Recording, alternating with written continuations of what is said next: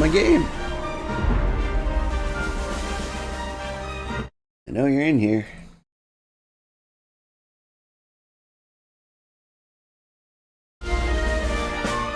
There we go.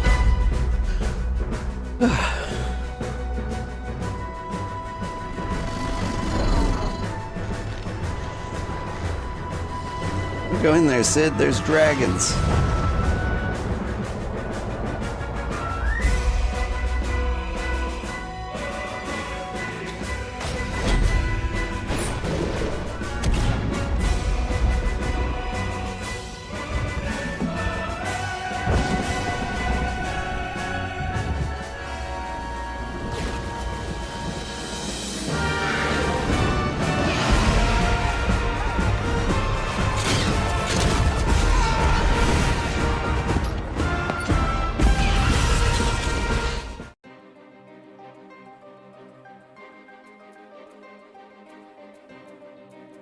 Alright, I have a new controller.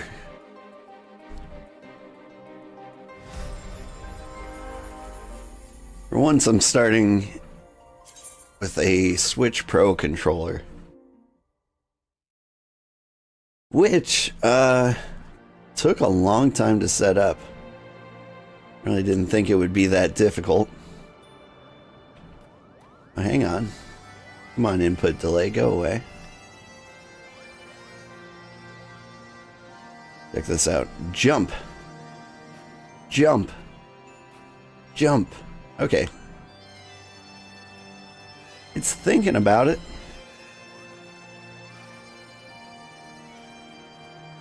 Just gotta believe in yourself, controller. Seems to be getting smoother the more I play. Still not ideal.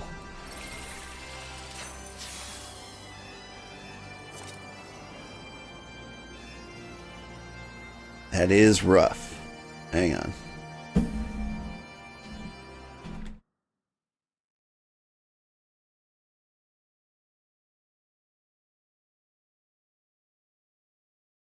Are you trying to be a Bluetooth controller? What if I told you... Oh, hang in there.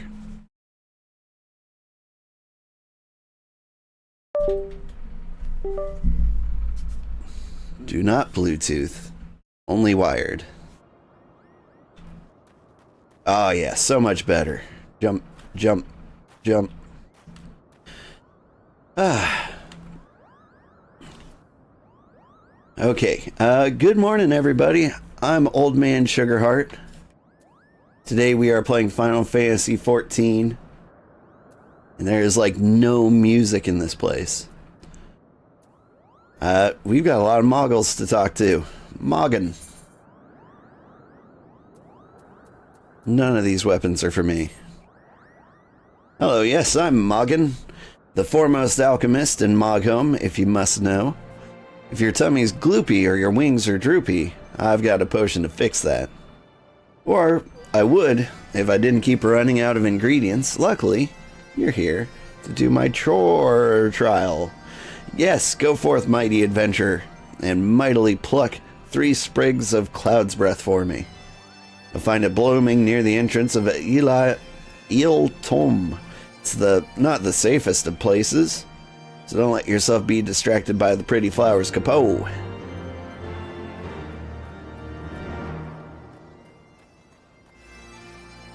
I got you, Moggin. Morning. Good morning, Ada. How are you doing? I don't think this is the way. I think that's the way. You know what? There's a map for these types of things. Yeah, I think I go up and over. If I remember the topography here. All exciting things happen on the other side of moghome. Moghome. Out of the way, Aether Current. I'm saving all the Aether Currents for someday when I may write a guide. But I think it's more likely that I will just never, ever touch them.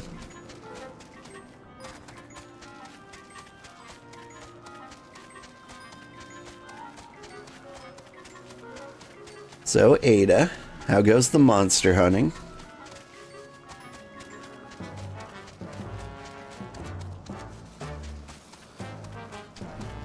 While I was setting up my controller the other day, I saw you in the Discord. And it looked like you were playing Final Fantasy XIV and Monster Hunter at the same time. Which, you know, good for you. I just jumped down there. It's apparently where I need to be. Go on, believe.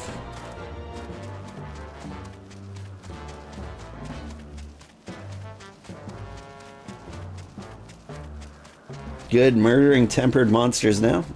Nah, you took a break from Monster Hunter Wilds for a moment. And on Final Fantasy XIV to calm down? Yeah. I'm excited. I'm gonna have kind of a relaxing weekend. Am I dumb? I am dumb.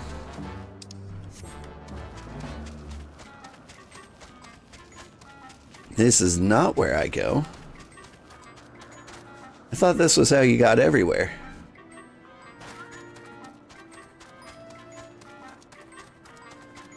But it turns out the entrance is over here.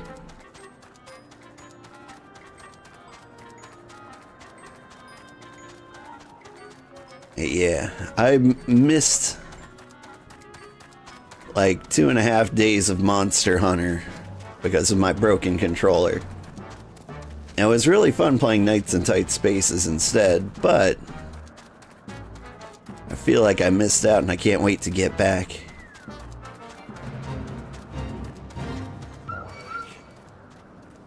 You leave me alone.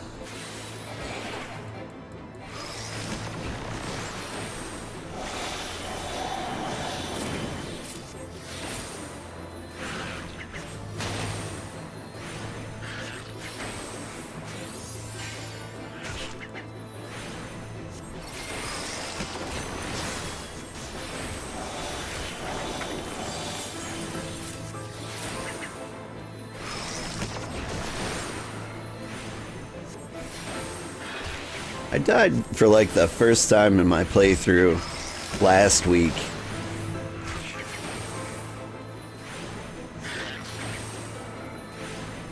And it kind of dawned on me like, the monsters got a little bit tougher. Like somewhere in Heavensward is when they like started doing actual damage. Like they shouldn't kill you, but they could if they felt like it.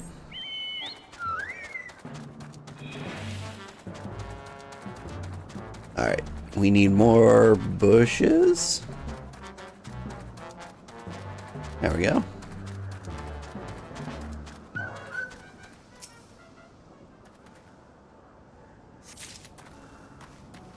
I died for really dumb reasons too. So I always dismount with my left thumbstick. It's just like boop. But it turns out here in combat, that button changes to lock on. I feel like I have to go up there. Is that crazy? That might be crazy, but I'm doing it.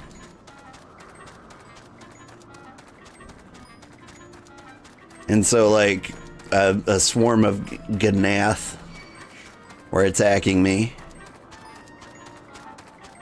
And I couldn't do anything about it. I just kept trying to, like, dismount.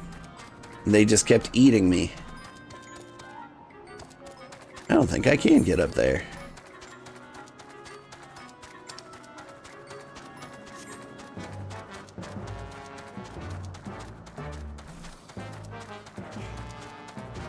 But yeah, it was a very embarrassing and tragic death.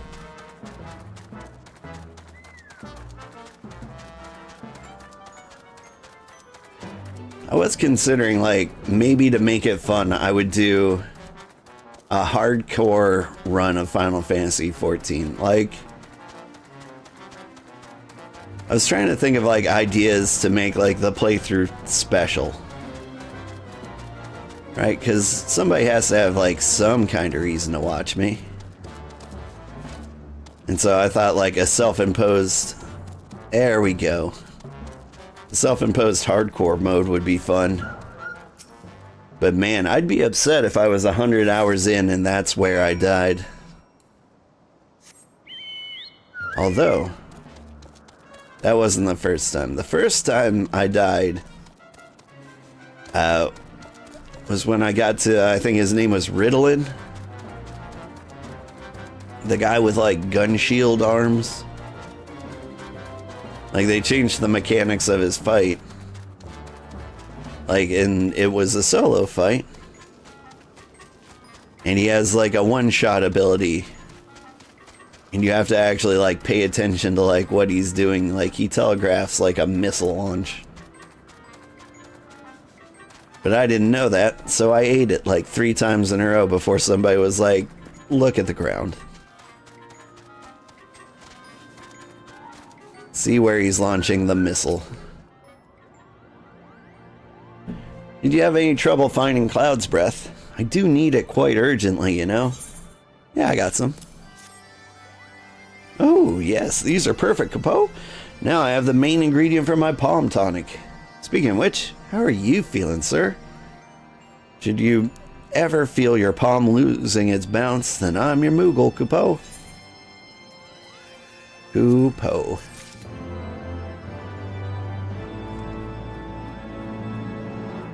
I did have a fun winter hat with a nice palm, and it fell off, and that makes me a little sad.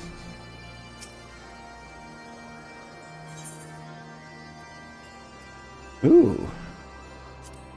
A slightly better weapon than the one I have. Mogwin's the name, and art is my game. When it comes to painting, there are none in Moghome who can match my talent with a brush, Kuppo. I know why you have come. Chieftain Moggin has demanded that I test your trustworthiness. I trust no one to create art that will satisfy me. I instead charge you with retrieving a masterpiece I seem to have misplaced. It was an ambitious and innovative work, guaranteed to fetch at least 4 kupo nuts on the open market. You must find it. Question the masses. Surely a pebble painted with such vibrant color and unmistakable panache cannot have escaped the notice of every moogle in Moghome.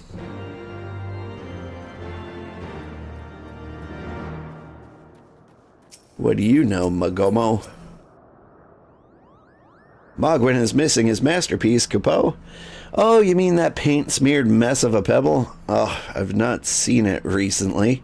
A fact for which my eyes are profoundly grateful.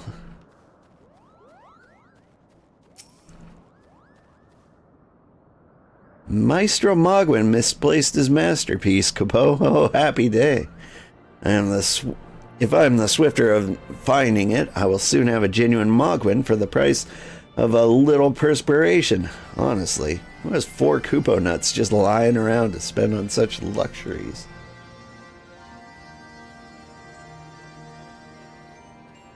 Okay.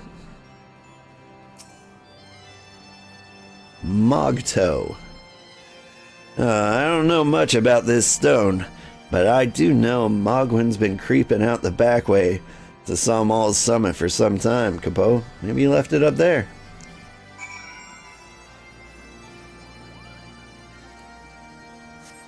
Maybe this is the part where I remember climbing up the back.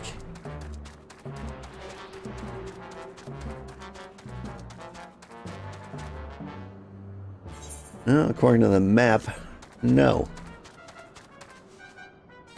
It's around this level. Oh, wait. Apparently I'm talking to you again. Well, what did you find out, Kuppo? Ah, yes, now that you mention it, I do seem to recall leaving my pebble out in the sun to dry. The The second part of your trial commences. Go, adventure, and retrieve my masterpiece before some art-starved admirer swipes the stone for himself. Alright, now we're going up there.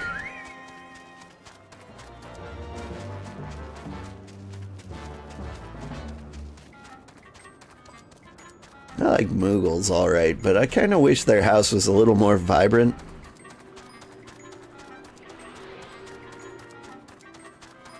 Like, this is just some hole in the ground.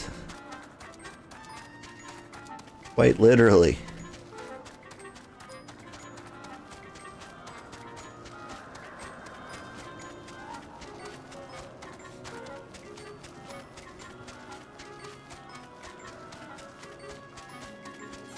At least on the right track. Here. Here. There it is. Painted stone.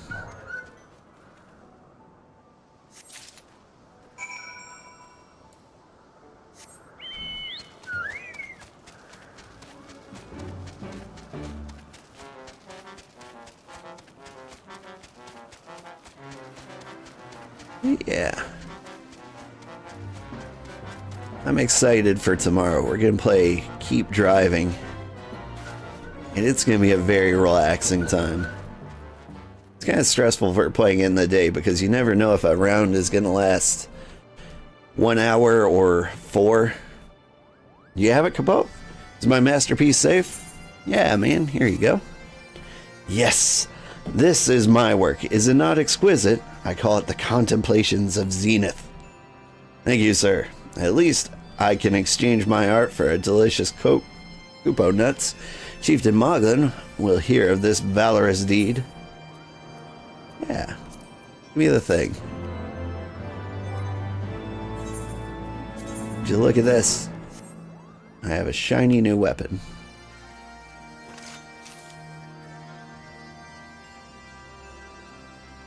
You know, I kind of like it.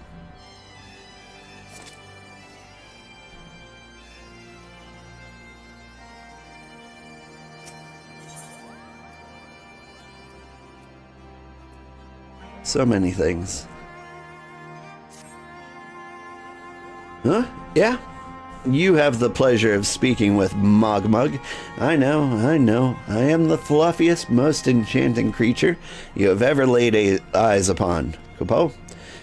It isn't easy being this adorable. I can barely take a stroll outside without those relentless Dravanians throwing themselves at me. Why, they look as if they might just gobble me up. In any case, fleeing their overbearing adulation is growing a bit tiresome. Your trial, sir, is this. Find these ardent archosaurs and slap some manners into them, Kuppo. Perhaps a firm smack on the snout will teach them to appreciate my charm from afar.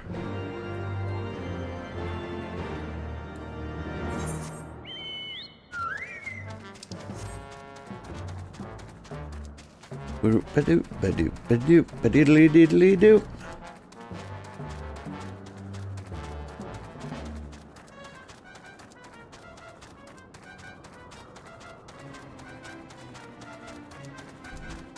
Yeah, I've liked moogles for a long time. I feel like their house could use... just should be better.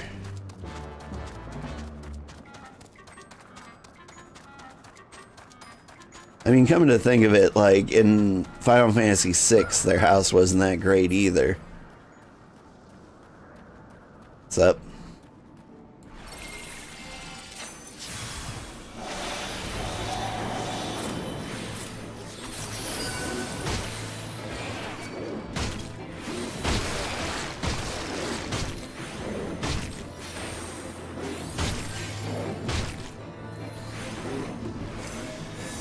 You guys are just straight up dinosaurs.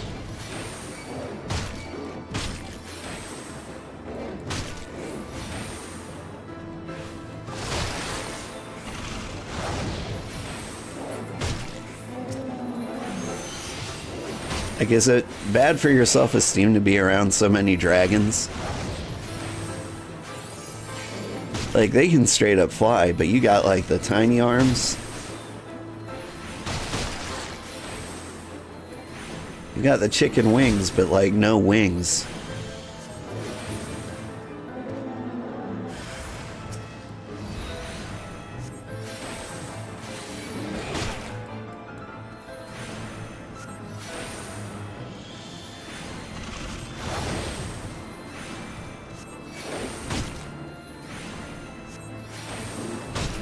Like, a lot of dragons just straight up don't have, like, arms and legs and wings, and somehow that feels better.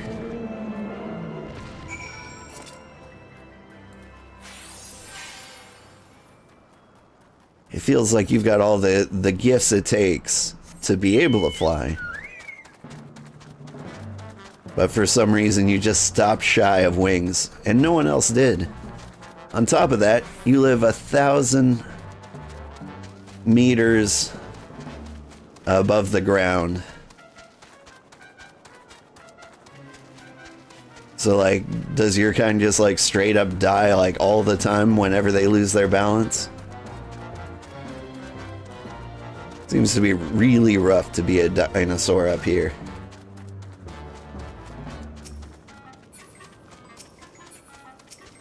I got him. You were able to humble my Dravanian devotees. Wonderful. You are as capable as I am captivating, Kuppo.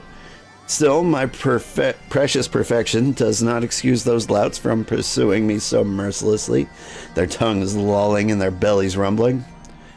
The Dravanians in their ilk have much to learn about the acceptable acts of admiration.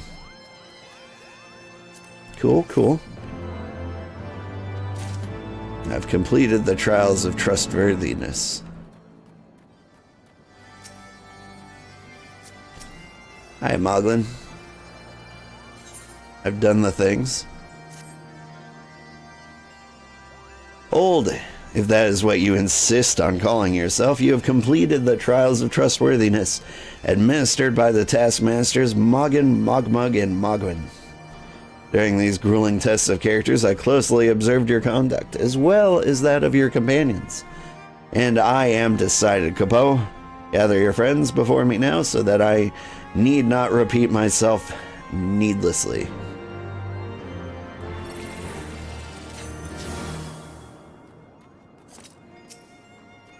Fellas. What sorcery is this? That my heart should stir at the mere fluffiness. Oh, old. No matter. What is it? Chief Mogglin has made his decision? Well, let us not keep him waiting then.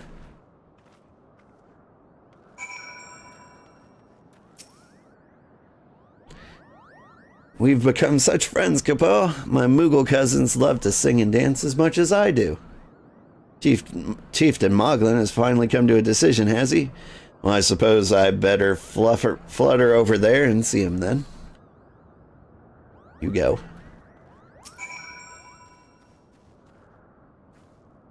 Standing here in moghome, my thoughts turn inevitably to the legend of the good King Moggomog the 12th and his seat in the heavens. Like most, I thought it no more than a myth, a story for the younglings that grew with the telling. But every passing moment, I become more certain that we have discovered the origin of that tale. Well, eager am I to hear what the chieftain has to say.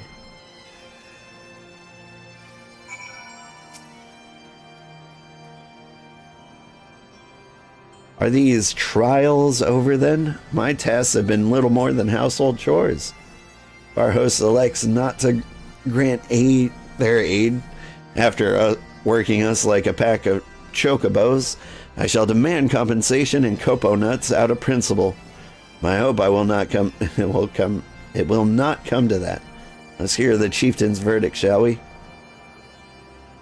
Alphino, you better not cause an international incident. I was worried it'd be Istinian. How go your trials, warrior of lights? I myself had sent a number of expeditions to chastise the local dragon population. Did not their chieftain wish to avoid inflaming the Dravanians? Such contradictions aside, our host seemed entranced by the height of my leap, and compared me to Mog, a lance-wielding Moogle warrior of the Eld who favored such attacks. 'Twas meant as a compliment, I expect, but I doubt these furry lumps could outleap a Caracal lamb, much less a dragoon. Conclude your business here swiftly, old. I like not this place.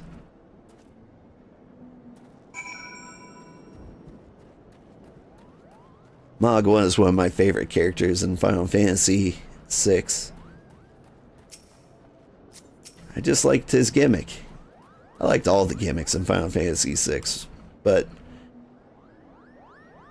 the dance gimmick was good.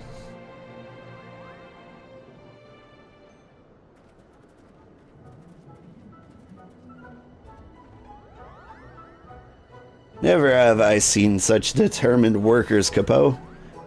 It would have taken us moons to complete all those dreary chores and niggling errands.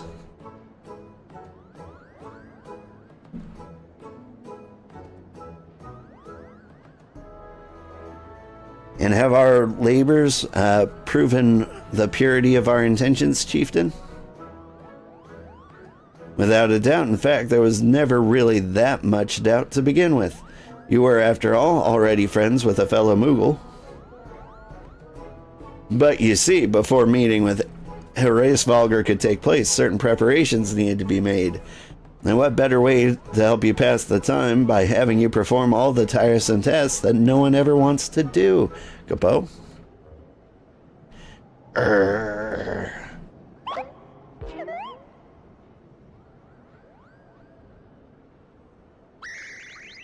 Oh dear, the horn, bring out the horn quickly now.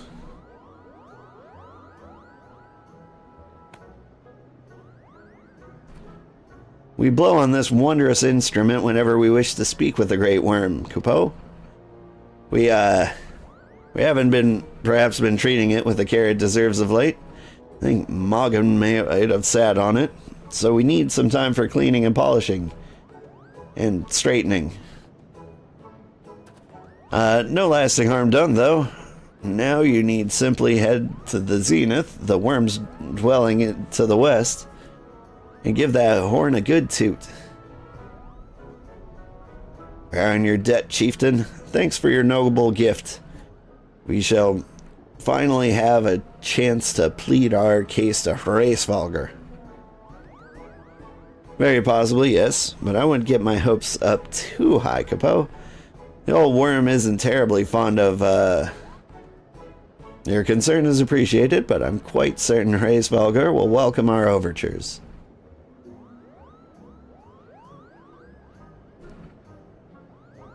Should we arrive at his lair? Come, we have squandered enough time already.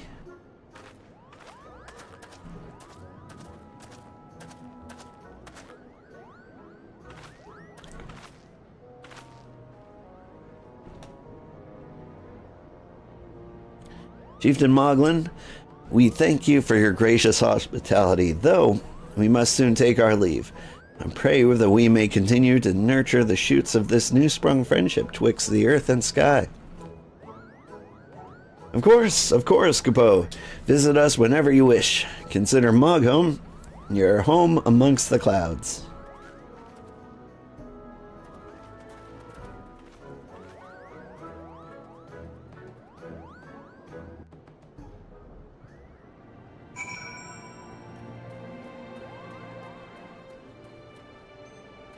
Moggin, what have you got for us? Thanks for the help, Kuppo. Doubt I would ever have found the time for all those rotten chores. Hey, it wasn't my idea. The chieftain had spent a little less time sitting around and a little more time chieftaning. Things would have never gotten so messy in the first place. And he was the one who sat on the horn, by the way. But now all the errands are done and the horn is fixed, so all is well that ends well. Hey, Kuppo?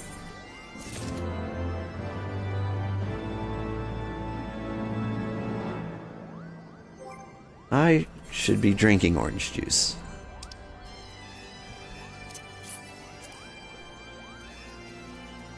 Hey, when did I get this? Neat. Well, I expect you're eager to be on your way. Did I mention your friend was looking for you, Kupo? If not, Alpha Noah is looking for you. I'll be waiting just outside, stretching my wings. Let me know when you're ready to depart. Hawkeye.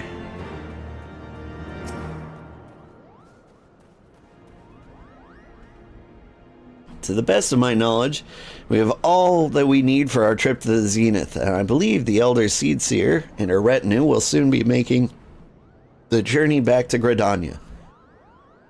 It would be remiss of us, I think, to not convey our gratitude to them prior to going our separate ways, shall we?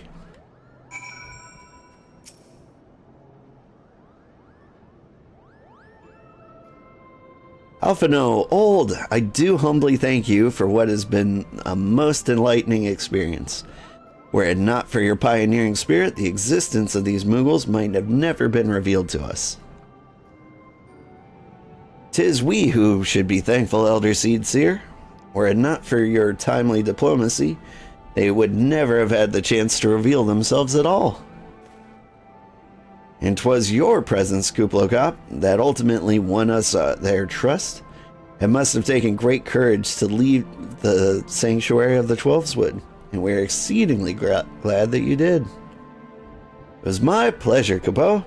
I've made so many new friends and have so many fantastic tales to tell my kinsmoogles back home. And it is our home that we must now return. May you ever walk in the light of the crystal, my friends. Hawkeye. Safe journey, Elder Seed Seer. We too must be on our way. Race Valgar awaits. Yeah.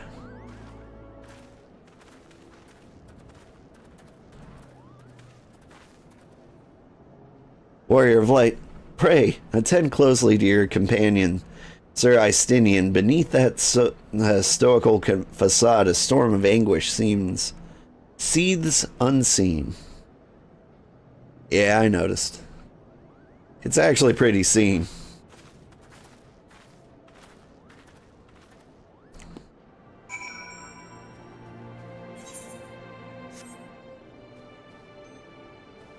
Alright.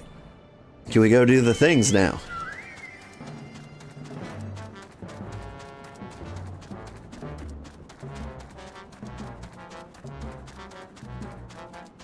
It feels very dark here.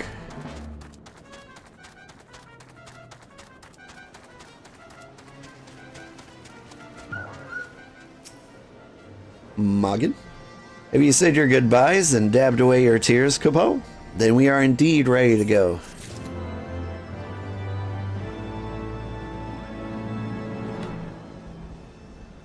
I didn't realize the sky was so filled with lightning.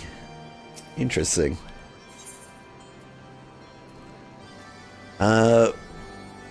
New outfits, huh?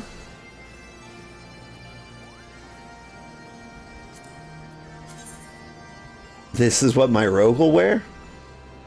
Sexy. As Chieftain Mogglin has already explained, the shiny instrument we gave you is the best means of grabbing Hraesvalgar's attention. Come along and show your way to the... I'll come along and show your way to the Zenith. That's the big palace where you'll need to blow the horn. Over there? First things first, though, we need to make for Asa. Oh, and watch out for the rampaging dragons. Maybe that should have been the first thing.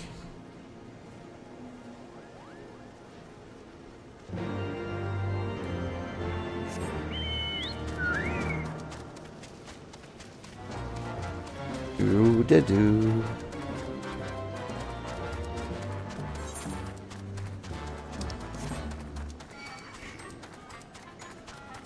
Defeat enemies on the path to Asa.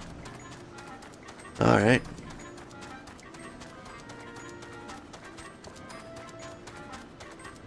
Just a couple of Durgans.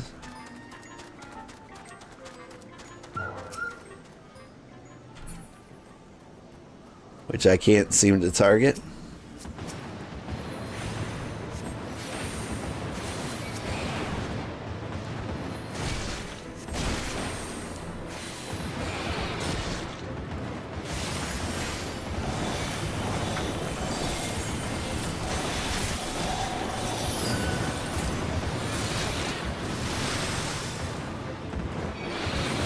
I don't know why I feel like I can't leave this circle.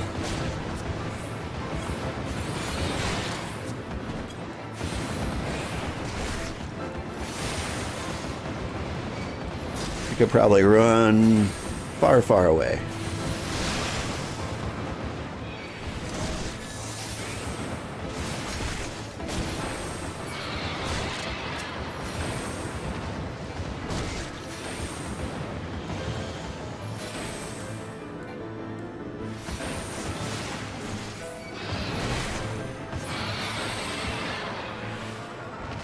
You know why you call them Durgans in Final Fantasy? Final Fantasy is famous for having like almost no character spaces for names in the olden days.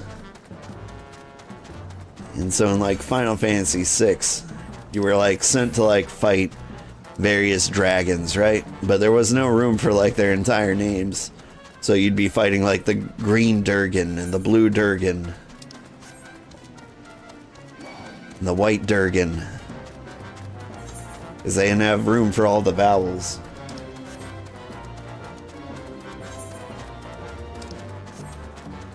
And it's kind of become a little bit of a meme, as if anyone ever actually played that game.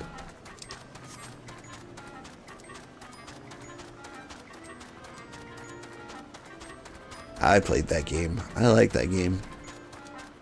Still my favorite Final Fantasy.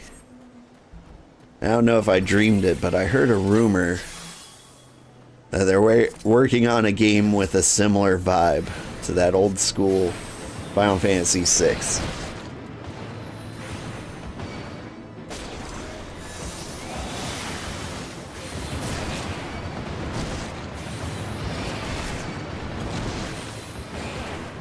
It was an ambush. Get gravitied.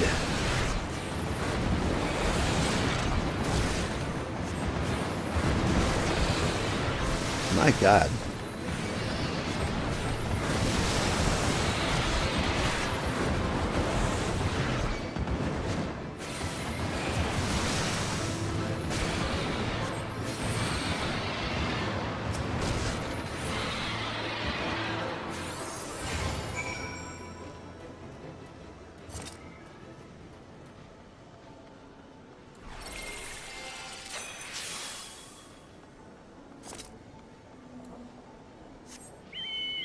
Like, these fights aren't, like, particularly difficult or challenging.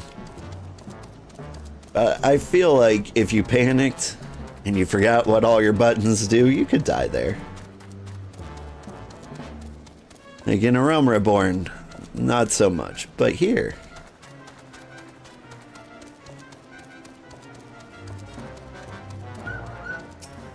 Hello.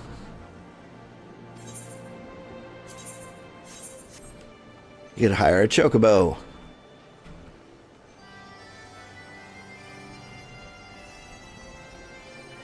Moogle mender and merchant. Neat. Things were a bit too bitey there for a while, but I think we've arrived in one piece.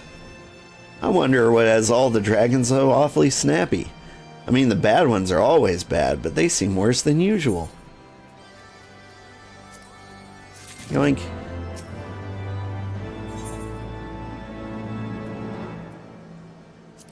What does this robe look like? That's very pretty, but I think I'm going to stick to my winter coat glam. We may have a small problem, Kuppo. When the winds are high like this, Racevalger invariably abandons his lofty perch and heads to the lands below to hunt. If you tried blowing the horn now, I doubt he'd hear it. I suggest we stop at the clearing up ahead and rest until the wind dies down. Okay.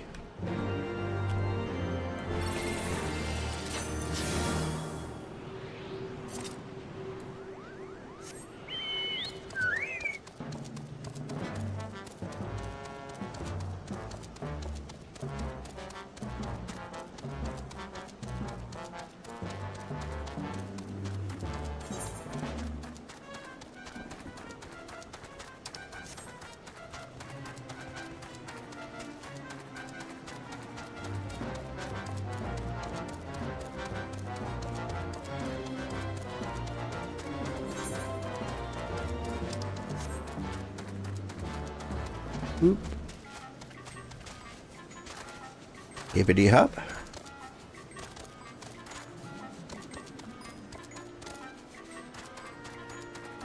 This does look like a fun place to camp. I haven't gone camping in so long. This should do nicely, Kuppo. The winds will likely have died down by tomorrow, but until then, we might as well make ourselves comfortable. If we must interrupt our journey so close to its end, I suppose this is as good a place as any. And mayhap a brief respite from the hardships of the road will help clear our minds in readiness for the coming parley. Very well then, I believe a campfire is in order. Leave the gathering of fuel to me. I acquired a keen nose for firewood during my time in the frozen waste of Korthus.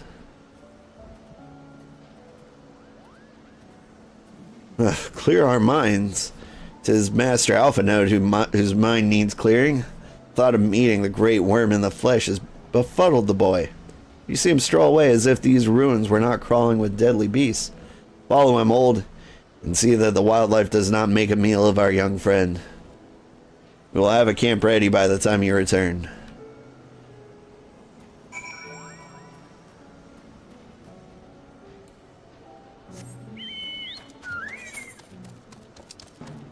Now that just sounds like he's gonna murder Ysayle and need an excuse to get us away from camp.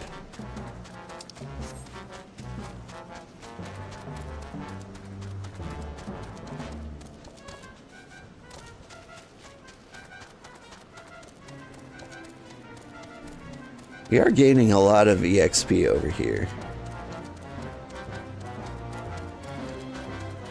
So these guys have stopped trying to aggro us.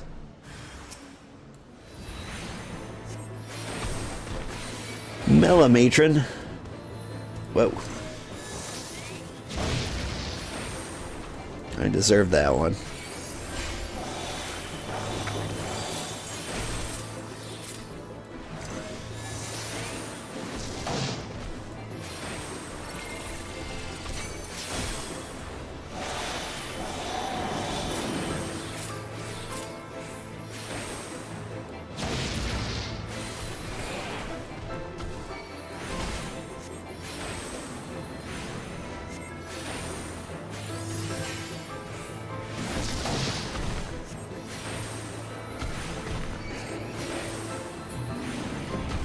That guy's made out of firewood. How convenient.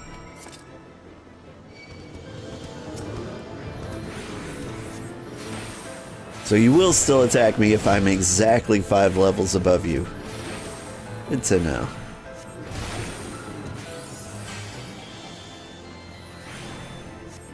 You know what? I'll take it.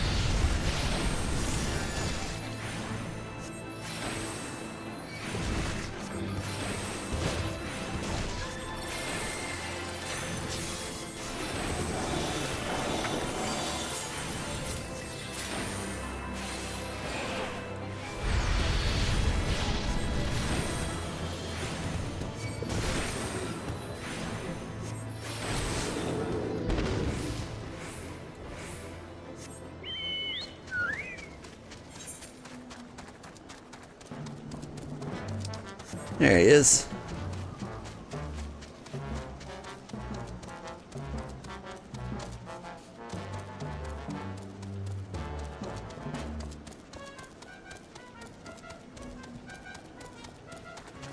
Aha.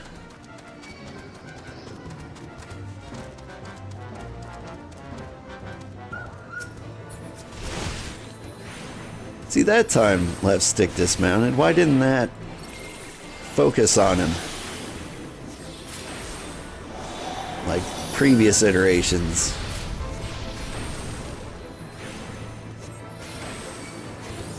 I've died for some pretty stupid reasons.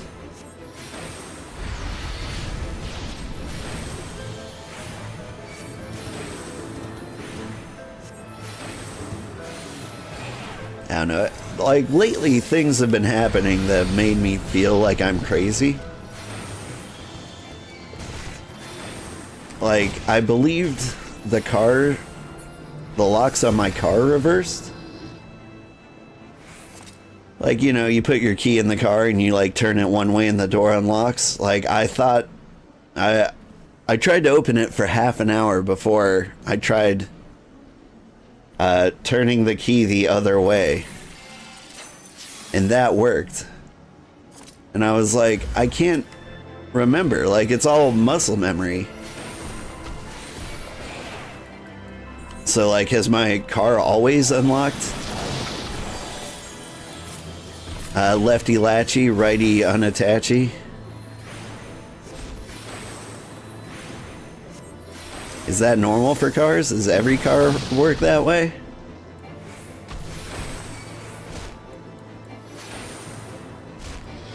Like, you know, it's kind of like breathing manually.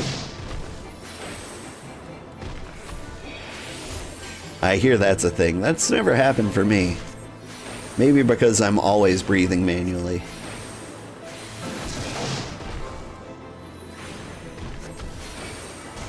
But, like, I legitimately couldn't open my car for, like, half an hour. Because I couldn't figure out, like, which direction to turn the key. That's never happened to me before.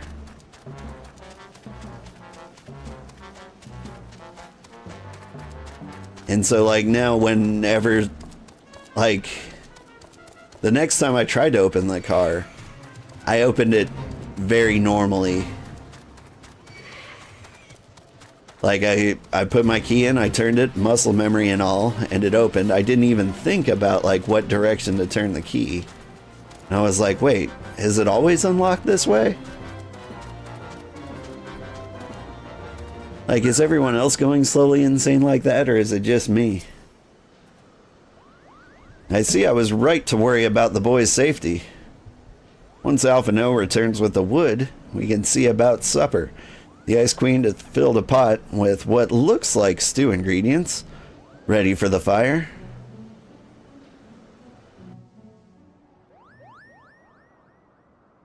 I'll never complain about a home-cooked meal. That mushroom definitely looks poisonous, though. Like, bright red like that? I don't trust it.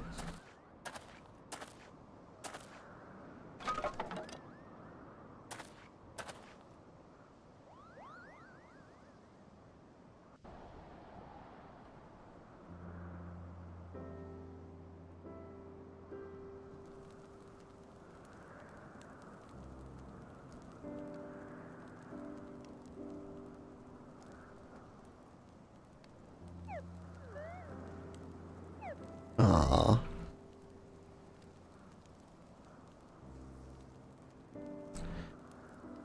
A few things compare to the simple pleasure of sitting beside a crackling campfire of one's own making. Ha! So speaks the great explorer. Until recently, you wouldn't have recognized firewood if it came with the kindling and flint. As well, you instructed me so patiently then. But yes, left to my own devices, I would have been compelled to signal to E-Sail with a pile of damp leaves.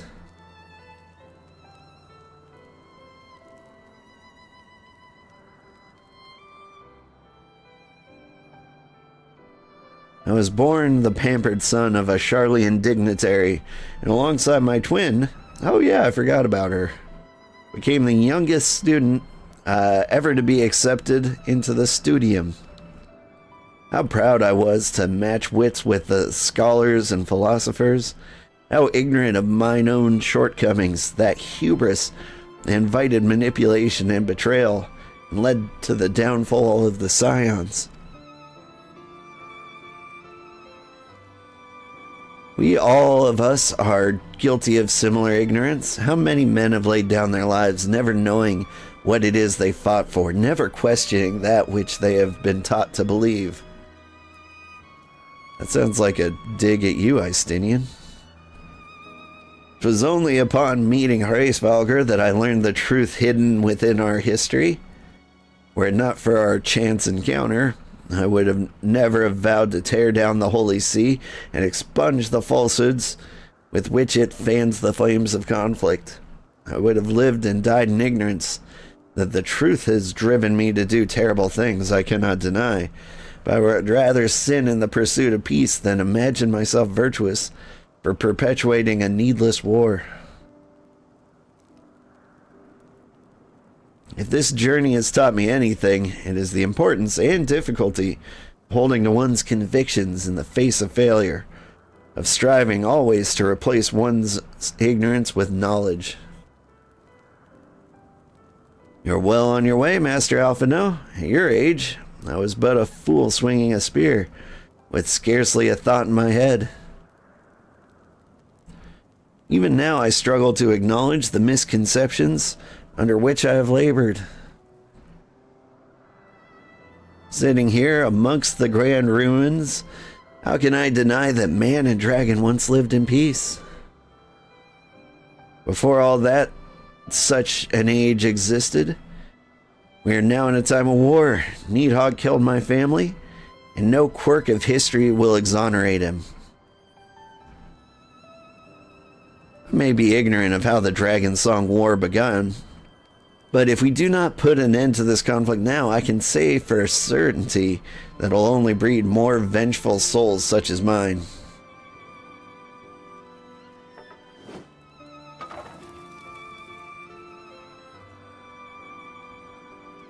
I rest my hands.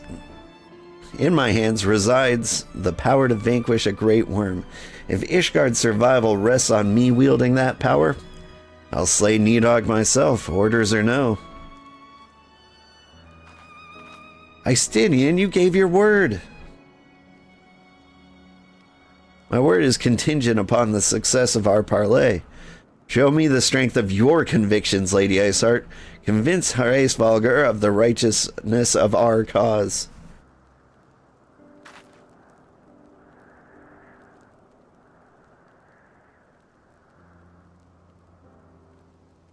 Doubt not, but that I shall, Dragoon. Well, winds willing, we shall have our answers on the morrow. Let us sleep now and face our fate with the rising of the sun.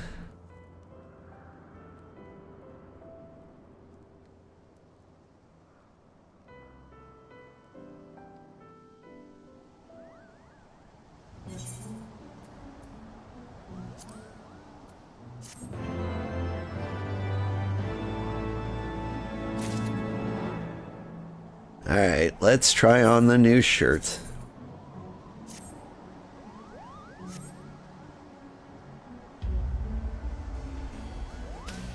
Honestly, it's one of the better looking healing shirts I've seen.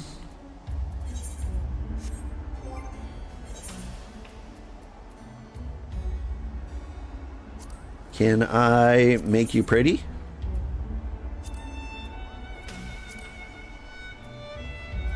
Looks alright in white. How does it look in red? Too red. It looks better in white.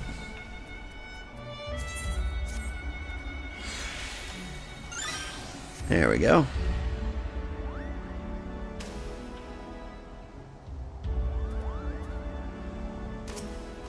I mean, I'm going to glamour over it eventually, but I do like stats.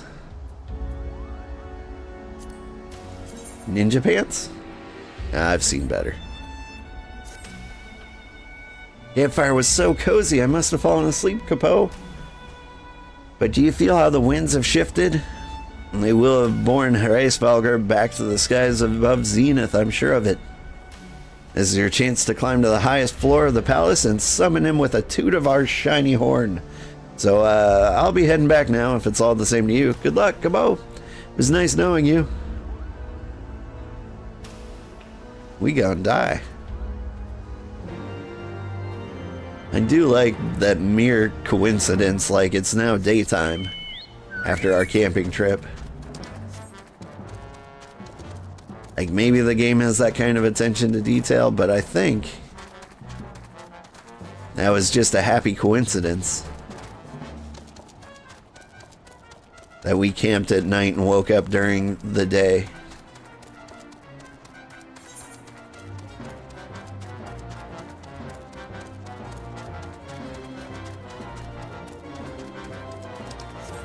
We've got an hour and we're cruising through quests. I don't think we're gonna make it to the area,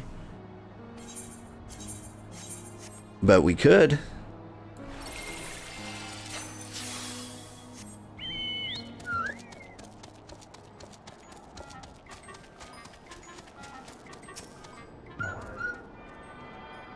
Let me attune to this.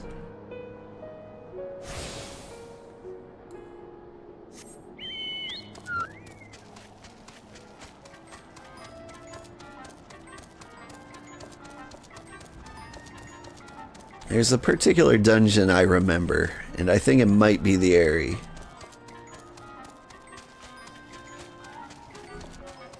Like one that just kind of stood out as like a sunnier, happier, greener place.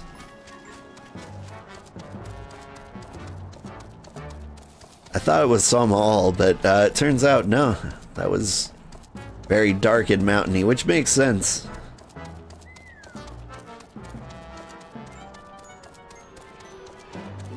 I do remember, like, fighting a dragon. It might have been Hraesvelgr himself. That might be a spoiler. But then again, I'm very likely wrong.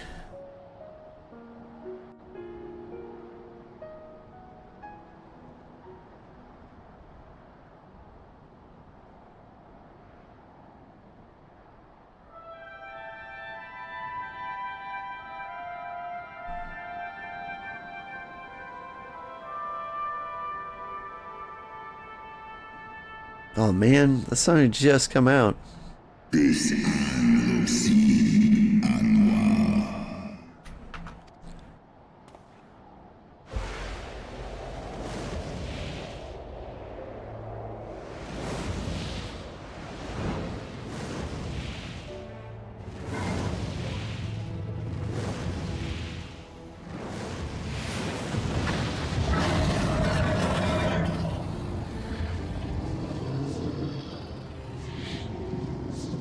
Hraesvelgr.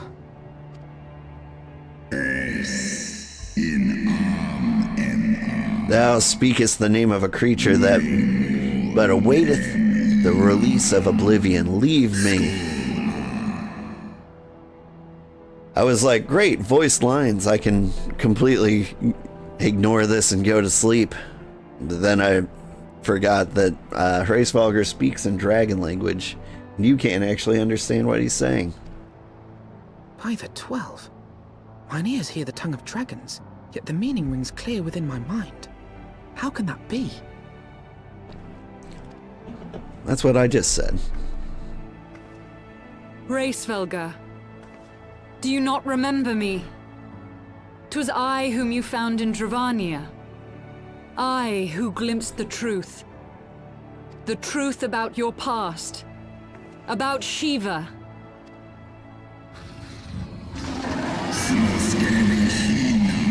Do not speak her name, mortal.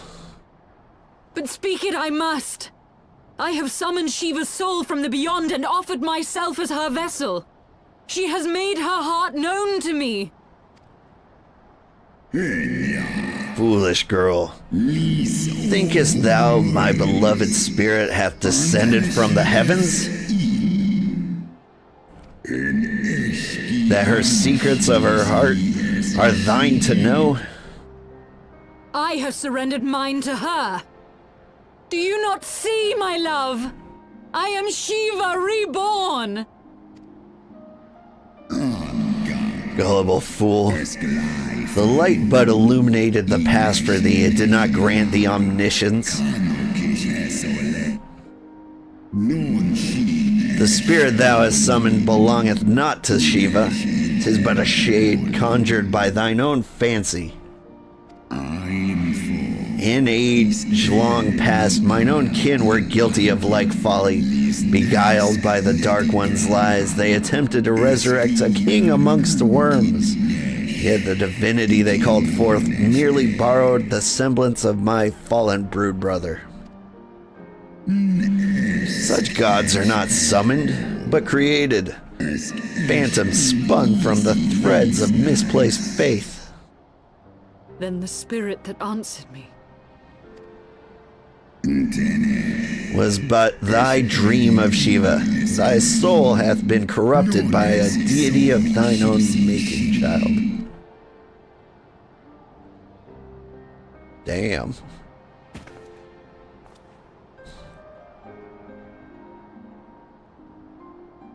Be that as it may, Lord Hraesvelgr, Izel's desire to heal the rift between man and dragon is real, and it has borne us this far. We would spare both our kind and yours the ravages of this senseless war. Pray join your voice to ours in a call for peace and forgiveness. The tale of thy kind is one of avarice, treachery, and death, and thou wouldst speak to me of peace?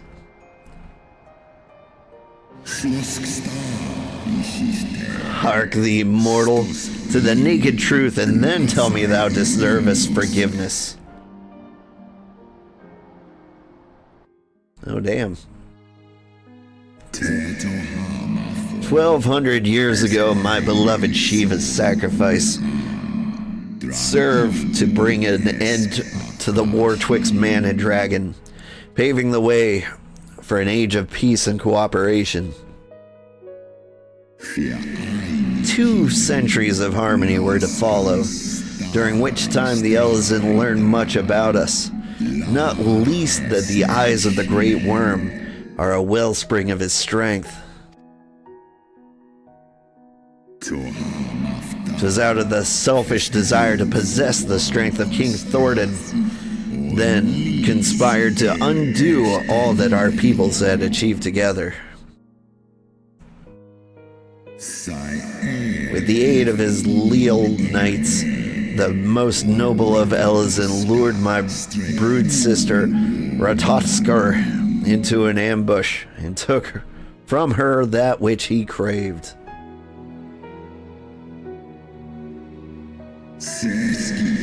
Fain would I strike the image from my mind, yet still the scene doth linger, of my brood sister's tattered corpse defiled by her Elezen allies. They had torn out her eyes and feasted upon them in a manner of wild beasts. Yet that was not all, for from their bloody banquet, the fiends had gained strength beyond that of mortal men. Even now I labor to comprehend the enormity of their betrayal.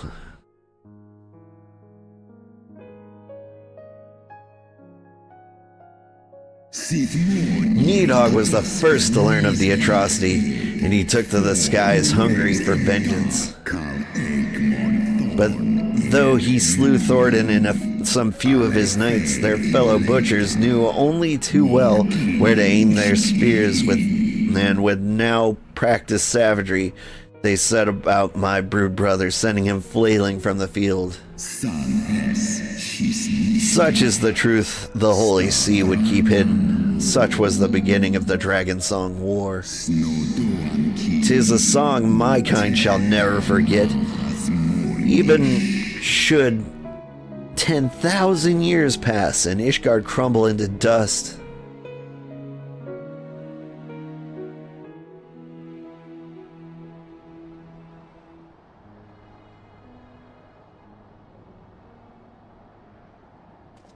Your tale bears scant resemblance to the one I was taught.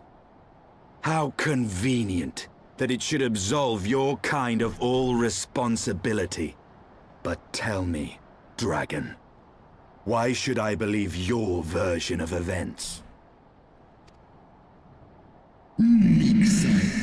What thou chooses to believe is immaterial. The portrayal that yet haunts mine every waking moment is no less than the truth to my kind. And Needhog meaneth for Thornton's people to suffer for this sin till the end of days.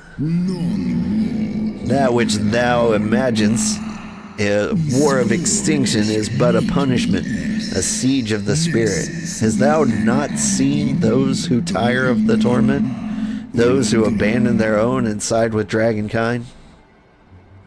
Ishgard's so-called heretics. Know that all the traitors' progeny bear a trace of Ratatoskir's essence, but a single sip of our blood is enough to awaken it. Then, the seed lies within us.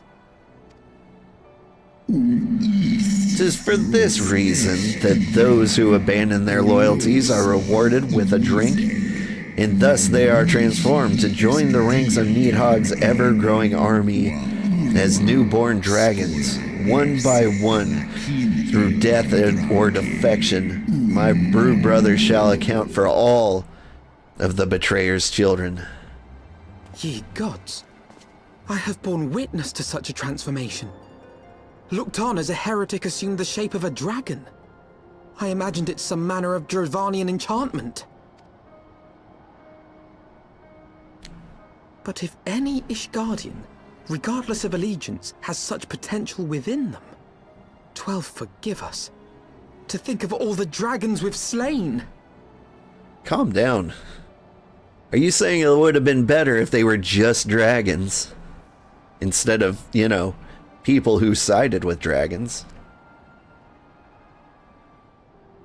Alpha knows a dragon racist. There will always be some, of course, who choose to fight until the bitter end, like thee, Dragoon. But struggle as thou might, thy youthful vigor will be spent ere thou reachest 210, and Needhog shall remain to torment thine offspring. Oft have I wondered why Nidhogg did not simply raze Ishgard to the ground. Now I have my answer. He has no intention of winning the Dragonsong War, for it is no war at all, but vengeance. An eternal requiem sung for his murdered sister. Thou hast the right of it, Dragon Slayer. Comprehendest thou now the futility of thy quest? I have not come this far only to admit defeat. We can still return the eye to Nidhogg and beg forgiveness for our ancestors' crimes. Mayhap our words will sway him. Stubborn child, thou thinkest in mortal terms. Our perception of time is too broad for thee to grasp. 'Tis a simple matter for thee to offer thine apologies. Thou didst not perpetrate the crime. Despite thy visions, the deeds of history seem distant to thee.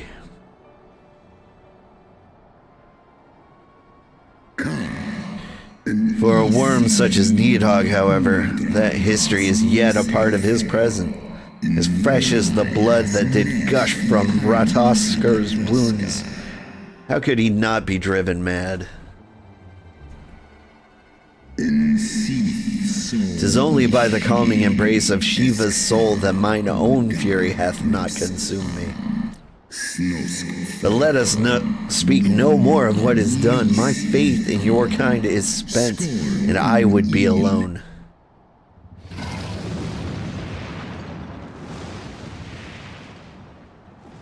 Damn.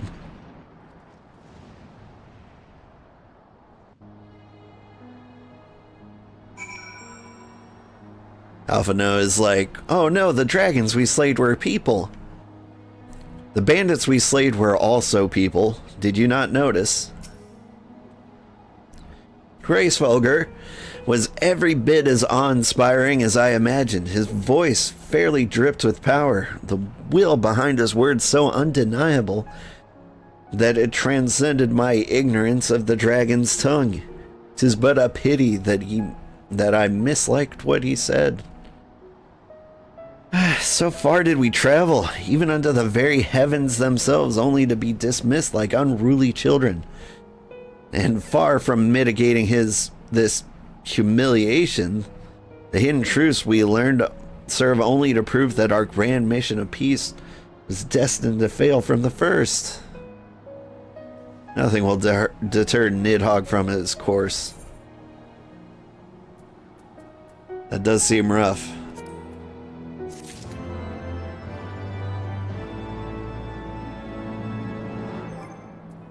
I need to drink more orange juice and think on this.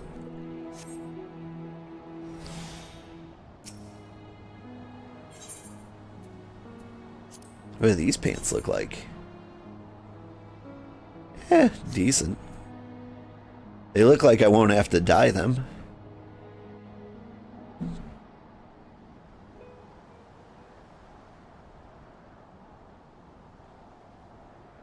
Well, what do you propose we do now? I, for one, am intent on continuing to the east. What is there to be found in the east? Nidhogg's lair, the Eyrie, is said to lie in that direction. And the eye tells me he is near. You cannot still mean to slay him.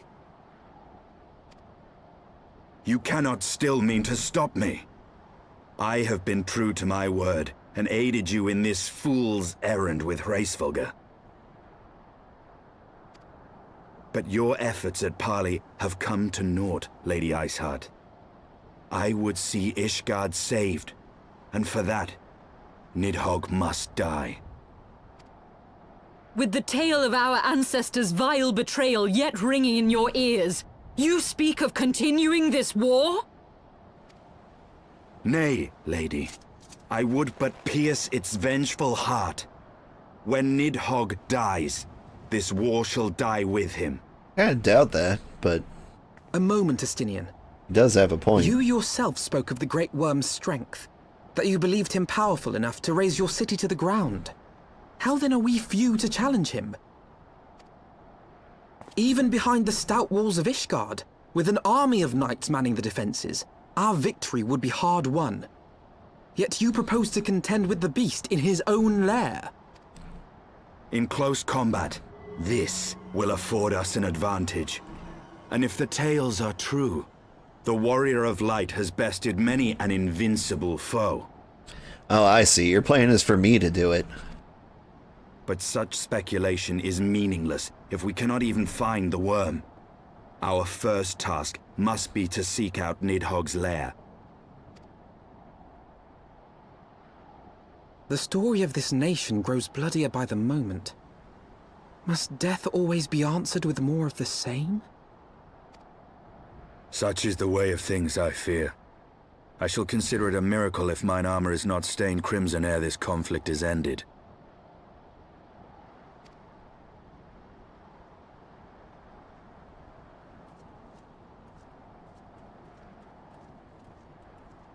That I should be blinded by my own lies. Everything I believed, everything I thought I was, gone. All gone. Leave her. Your words will not reach her now. And we have not the time to wait for her to gather up the pieces of her shattered faith. We got some time. Dragon Song War is eternal. Come on.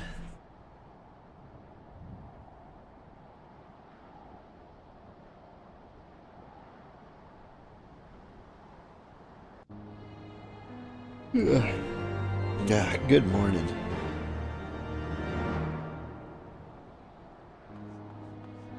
Defeat as enemies as you search for the Eyrie. Got 40 minutes.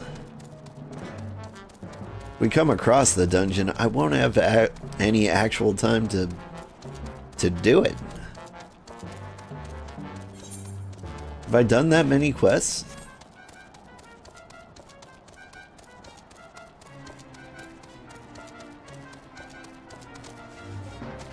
I don't know, Final Fantasy XIV always does this thing where you feel like you're right there,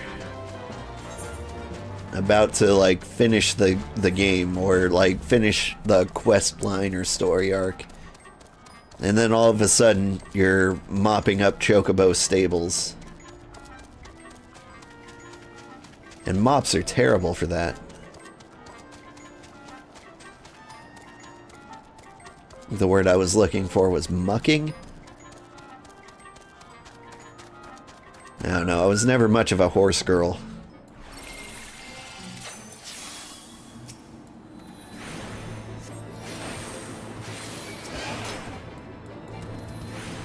Oh.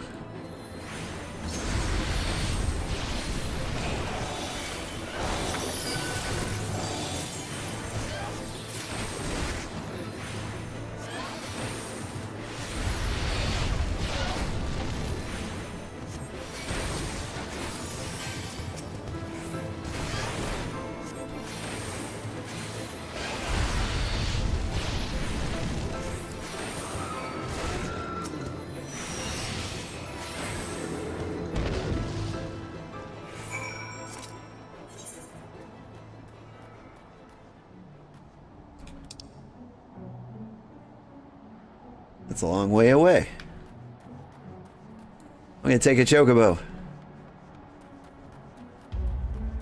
We haven't gotten to ride on a chocobo porter in 100 years.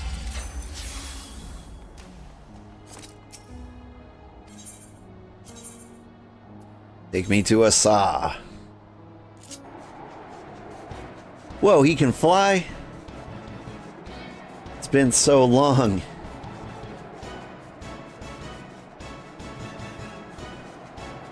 Barlins.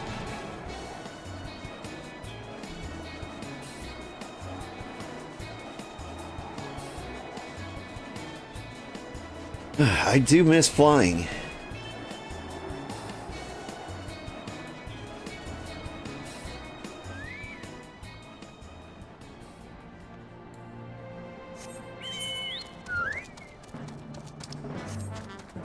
I was just thinking, like, it feels like the grind from level 50 to 60 is a little more intense than the grind from 0 to 50.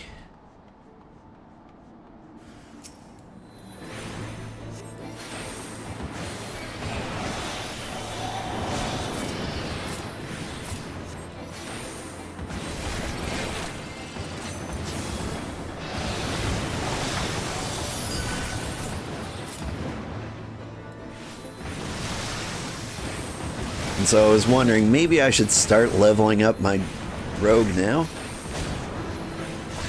Like in my off time? I am constantly looking for games to play off stream, because I only play like the really good ones on stream. Like, the problem is I need a game that's good enough. Up there? I'm just gonna kind of believe that this is leading me on the right path. I need a game that is good enough for me to enjoy, but like not so good that I feel like I have to stream it. Does that make sense? Right now that game is Storage Hunter Simulator, where you're basically playing like, I don't know, Storage Kings? Is that what it's called? And I gotta say, the game's actually really fun. Like, it's cheap and dumb, but like, I want to do everything in it. I've bought 3 pawn shops. I've got a shiny new truck. I've got a nice house in the suburbs.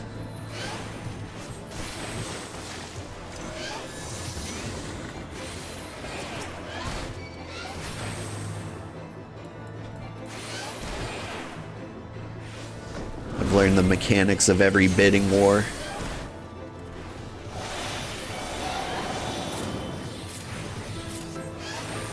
And honestly, I like how accurate it is.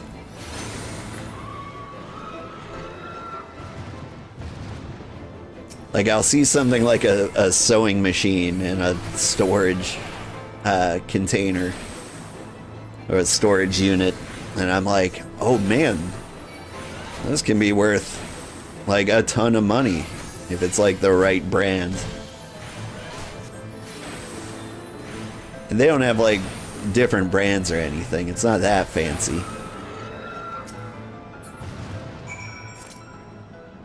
But like I think the sewing machine I found was worth like $500. I'm like, that's pretty accurate.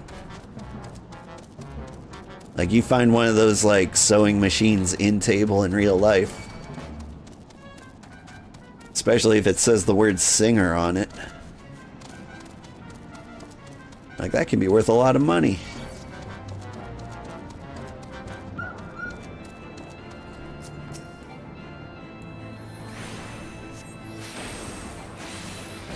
Tulahan.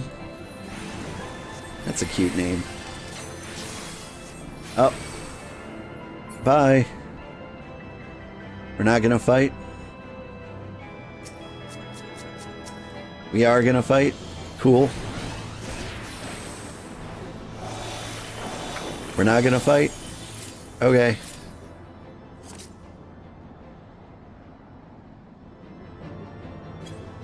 We are gonna fight? Alright. We're not gonna fight? That's cool. Alright, my dot should have worn off by now.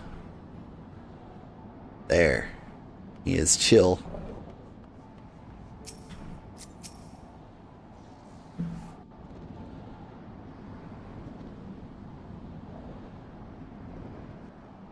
Is that it?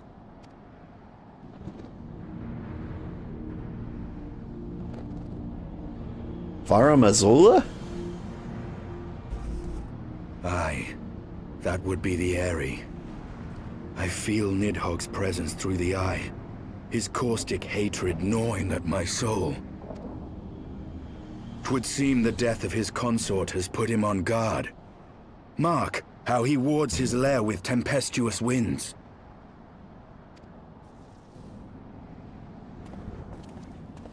A similar barrier once barred our entrance to the primal Garuda's domain, until we discovered the means by which it could be penetrated.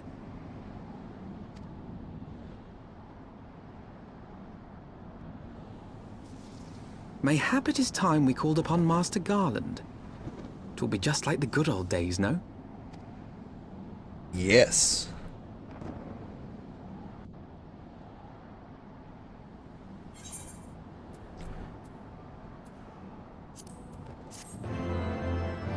Got new healing pants.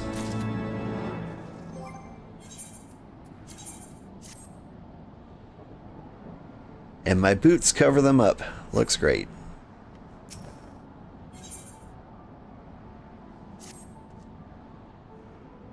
A force of sufficient power to break through a primal's defenses might conceivably grant us access to the Airy, and I can offer no better solution. Pray consult this engineer friend of yours. Very well, on one condition, that you swear not to lure Nidhogg from his lair in our absence. And steal all the glory for myself, you mean? Nay, I'm not so selfish as that. Contact me by link pearl when your preparations are complete. We shall set forth for Ishgard together.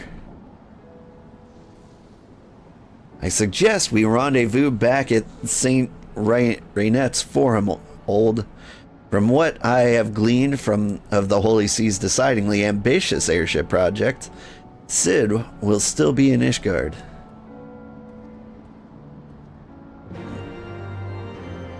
Alright.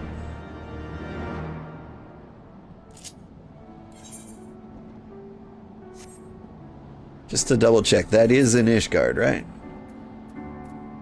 Yeah, sure is.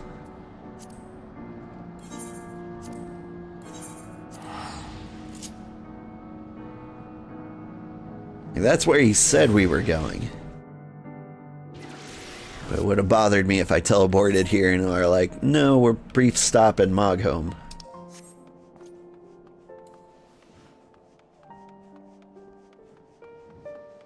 It occurs to me that I can't play Rogue early because you guys would miss out on the job quests, which are like the only quests I'm doing aside from the main storyline. So, when you last saw Master Garland, he was advising the Ishgardians on their ailing airship, correct? In that case, he might still be at Camp Cloudtop. Failing that, we could try the airship landing, or mayhap even the Skysteel Manufactory. But let us not waste time searching aimlessly. Someone in the city is sure to know where to find him. Question is who? Sir Amaric would seem to be the obvious choice. There is no guaranteeing he will be able to grant us an audience at short notice. Ah, I have it. Count Edmont's youngest son prides himself on knowing all the Holy See's juiciest rumors. Let us return to the manor and see if Lord Madeleine is about. Yeah, here comes the diversion. Like, you think we're just gonna go talk, but, you know, something's gonna happen. He will have been kidnapped by, like, angry turnips or something.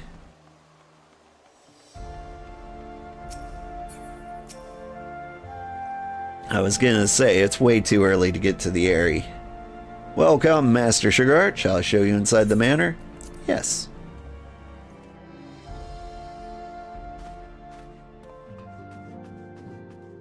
Hello? Ah, the hero returns. How does the fight go, old boy?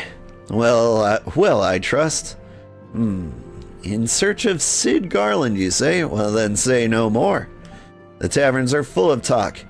The name of said silver-haired genius has cropped up more often than most. I hear he has been tasked with getting that monstrous airship the Holy See commissioned to actually fly. It would seem the project has been plagued with mishaps from the first. In any case, Garland Ironworks employees are known to frequent the airship landing, and I'll wager their master does too. The airship landing? Yes, I thought as much.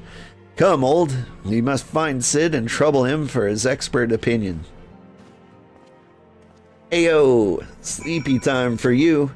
So you will lurkies have a fun stream? Thank you, Maruku. And I hope you have a fun sleepy time.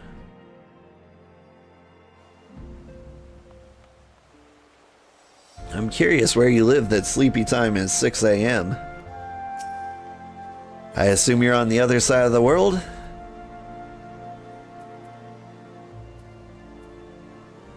Where am I going? The airship landing. Gotcha.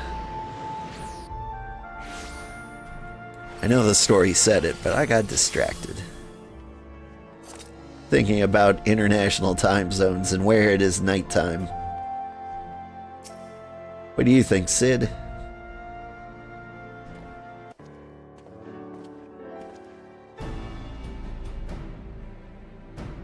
Old Alphino, how fare you both? Not terribly well, judging by your faces.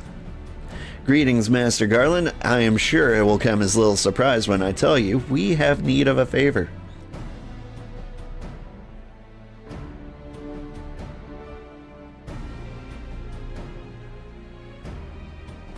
Another wind barrier? And you say it was conjured by Nidhogg?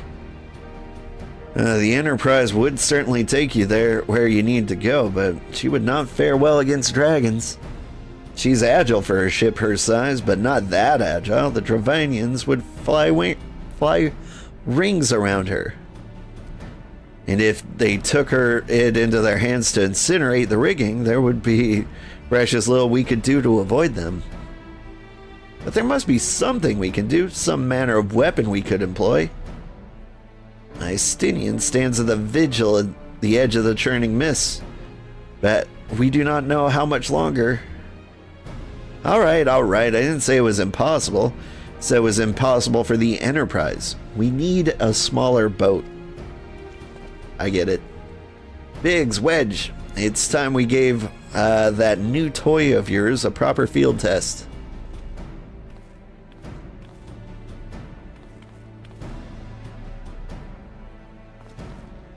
It's probably best if I let the lad show you. Come, the manufactory's not far.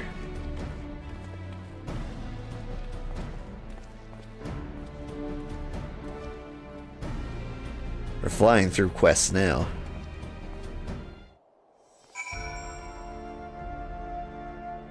Speak with Biggs outside the Sky Steel Manufactory.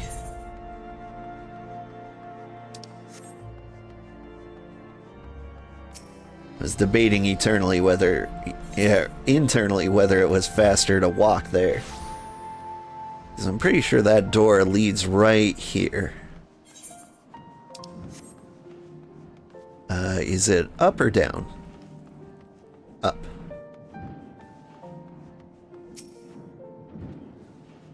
Our little project's just inside. Oh, you're gonna like this one.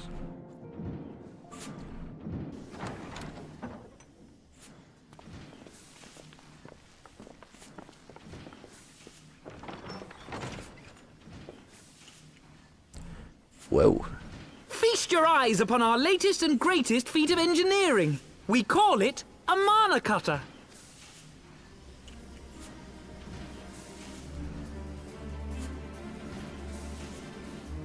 After you put down Gaius, Wedge and me struck out on our own for a bit, and started work on the successor to the tiny Bronco.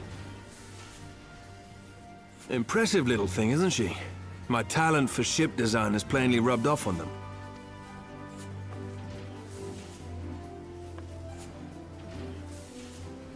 They've adapted the principles of corrupted crystal technology and constructed a mechanism which converts ether from its surroundings into elemental wind.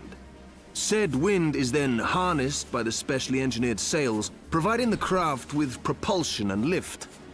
All in all, a most elegant solution. I'm actually a little upset that I didn't think of it myself. The design does, however, come with one small flaw. The energy conversion ratio's bloody awful. To generate enough power to get you off the ground, you need to be in an area awash with predominantly wind-aspected ether. In other words, there are a few places you can fly, lots of places you can't.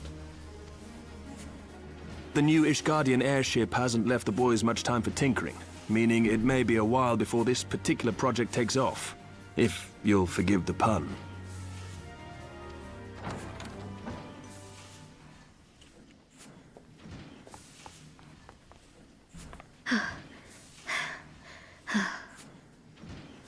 Tataru, what's happened? I've been looking all over for you. There's been word from Aldar. It's about Her Grace the Sultana. What? It seems you're required elsewhere. Leave the mana cutter with us. We'll see that she's airworthy and suitably equipped to slice through those winds.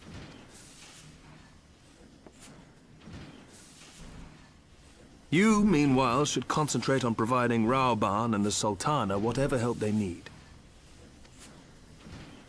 Okay. Good morning, old man Sugarheart. Good morning, sleeper. How are you doing?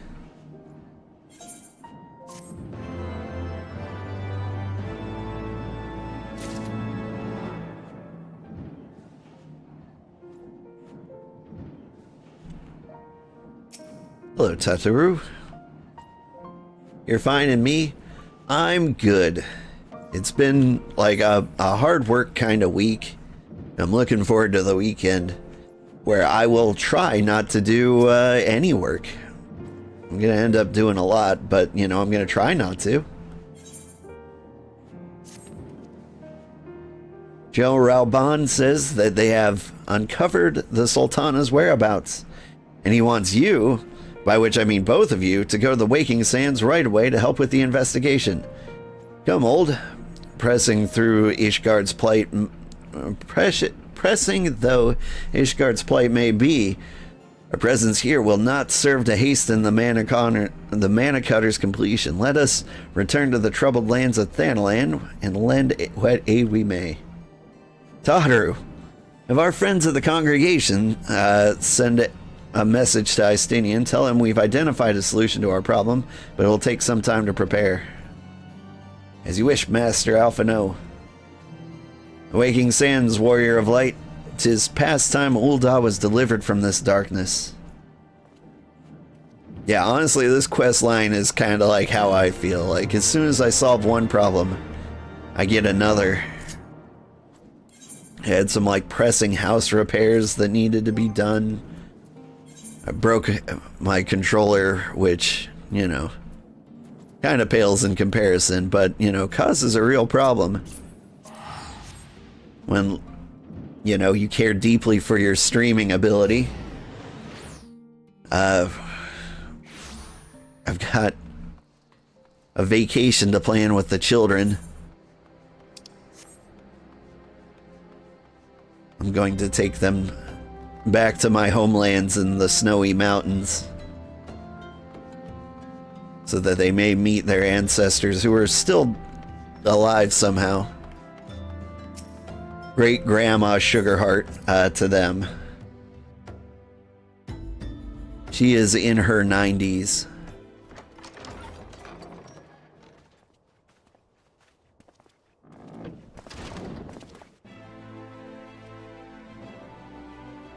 Thank you for coming. No thanks are necessary, General. I trust your recuperation continues apace. I cannot complain. Thanks to Higiri and her ministrations, I've regained much of the strength I lost during my imprisonment.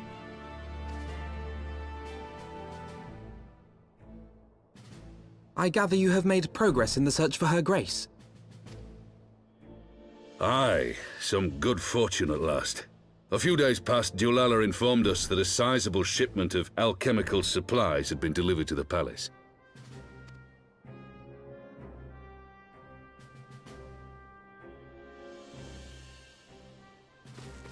With Papa Shan's assistance, I set out to ascertain the source and nature of the shipment. My inquiries led me to Frondale's frontistery. There, I learned that an order had been placed for a curious substance designed to sustain patients trapped in death-like slumber. An invention of the former head alchemist, apparently. A death-like slumber? This cannot be a coincidence. It lends some weight to Dulala's claims, aye. Her Grace is likely somewhere within the palace, abed but alive. Before making any attempt to extricate the Sultana, however, it seemed prudent to learn what manner of substance was used to induce her torpor. To that end, I made inquiries as to the whereabouts of the one most like to have administered it. The lady in waiting, Muriel. We sent for you as soon as we learned of her location. All that remains is to apprehend the woman. We shall find our cat's paw in the Silver Bazaar. But we must tread carefully. The market is not the bustling place it once was, and someone is sure to mark our coming. Should they inform the monetarists, we'll have a fight on our hands.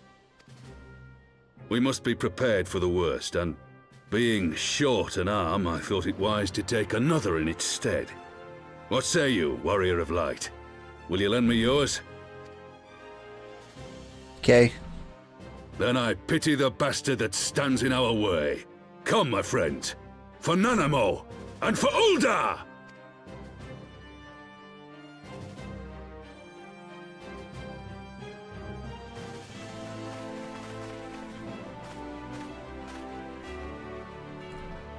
He's looking good.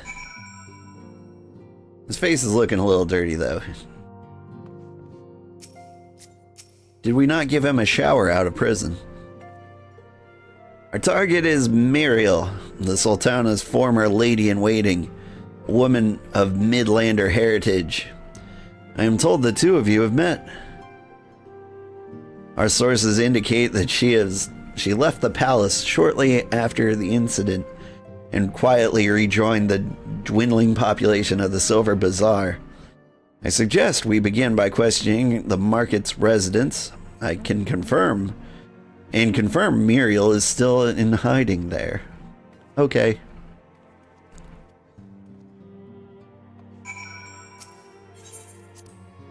The Silver Bazaar, is that a place or is that the name of the marketplace in Ul'dah? I think it's actually just a place. right?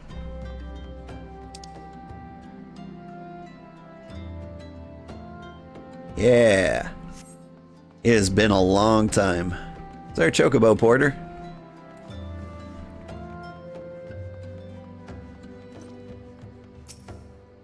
It's in the overworld out in Western Thaneland? Yeah, it's been a while. Oh, you don't go there, do you? What do you mean you don't go there? Chocobo porter right there. Maybe I've never been there? The name sounds so familiar. I've probably been playing this game for a year now. Or close to it.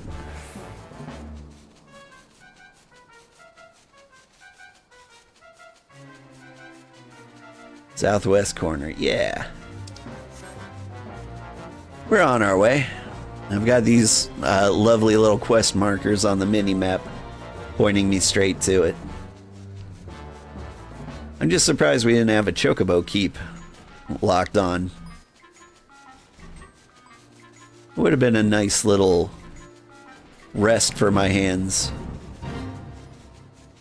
Trying to take it easy and be a little more casual. Because it's been a stressful week. Well met, traveler. Might I interest you in a chocobo porter? Yes. See, that's better. Except you don't go to the Waking Sands? Am I missing someone in the chain? I've got Horizon. Interesting. Do I know of any returning residents? Gods, don't tell me they're starting to come back. My masters would not be pleased to hear this.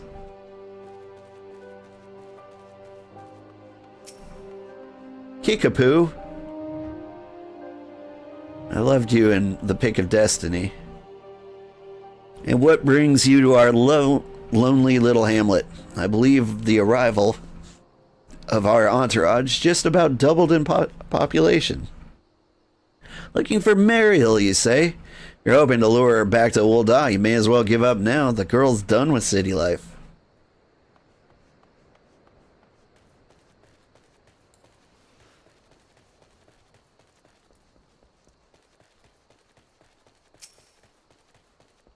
Danielle.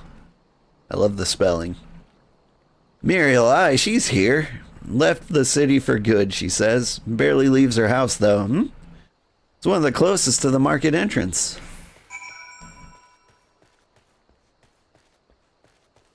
All right.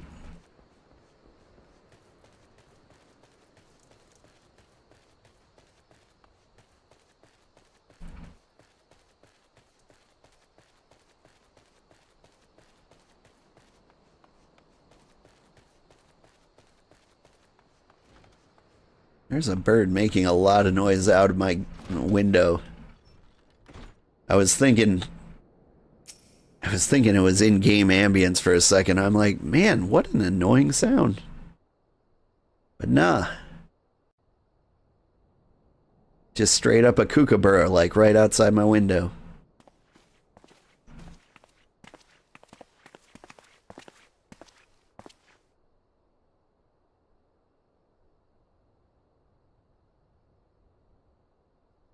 You are Mariel, the Sultana's former lady-in-waiting?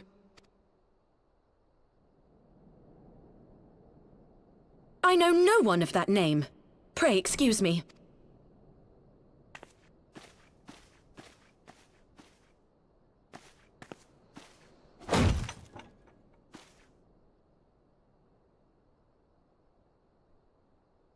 General Alden!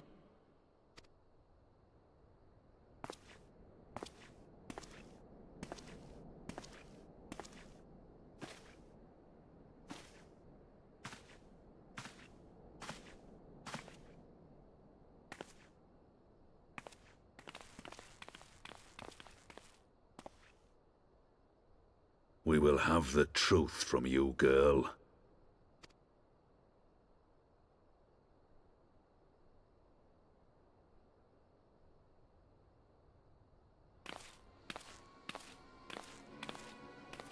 Mayhap 'twould be better coming from me.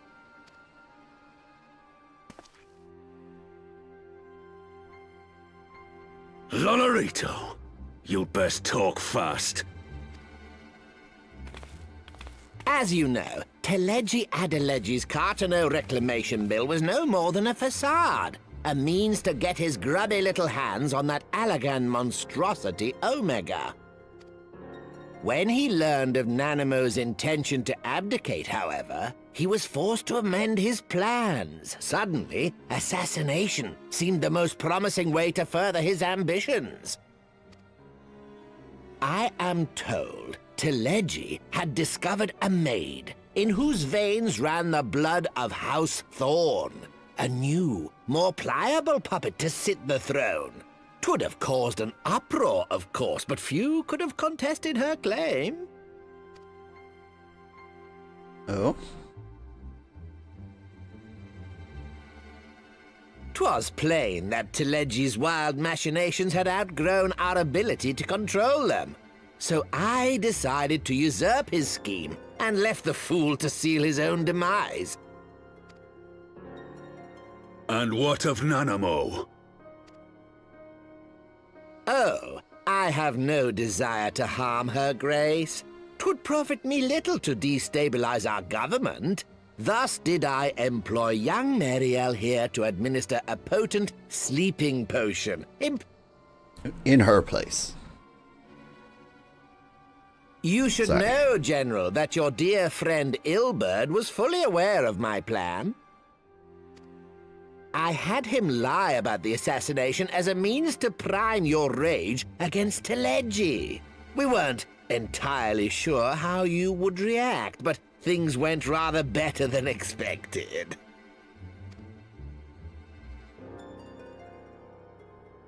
You conniving little worm! You had your claws in the Crystal Braves before their first recruit had sworn to serve! But of course, when a new game begins, 'tis only prudent to have a piece on the board. Ilberd was mine. Truth be told, a significant proportion of the Braves' initial endowment was also mine. With such large sums moving about, 'twas a rather trifling matter to disguise my own contribution. Ah, Ilberd. I secured his services with a promise to support his cause once my authority had been solidified. I swear, the man thinks of naught but prizing Alamigo from the grasp of the Empire. It's true, he won't shut up about it. Unlike you, General, the poor fellow seems quite unable to forsake the land of his forefathers. Mayhap that's why he called you a traitor to your people and a disgrace to your homeland, amongst other things. What was it he always compared you to? Oh, yes, an overgrown lapdog begging for scraps at the Sultana's table. Oh, how we laughed. Alas, Ilberd's entertaining little outbursts eventually gave way to wearisome tirades, and the zealous brute became rather unruly. I had no wish to see you executed, you understand, but he would not take no for an answer. Rest assured, his employment with me has long since ended. Which brings us neatly to the present. What say you, General? Both you and the Sultana are alive. We have one corpse and one fugitive, and preparations have been made to restore your good name. Shall we cry quits and start again with a blank ledger? The hells we will! Do you honestly expect me to forgive and forget? After all you've done? You're guilty of high treason! Stay your blade, Master Alden. You yourself are not innocent. Or have you forgotten your own crime in executing Teleji Adeleji without trial? Though you acted out of loyalty to the Sultana, such deeds are in violation of both the word and spirit of the law.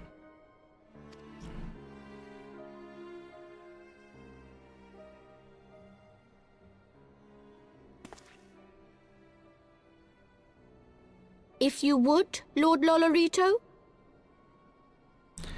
Man, these little potatoes.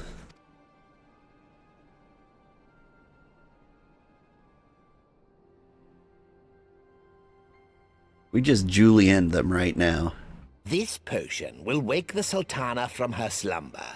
Consider it a gesture of conciliation. You will find Her Grace resting comfortably within her private chambers. Should you doubt my word, I shall willingly accompany you to the palace as your hostage.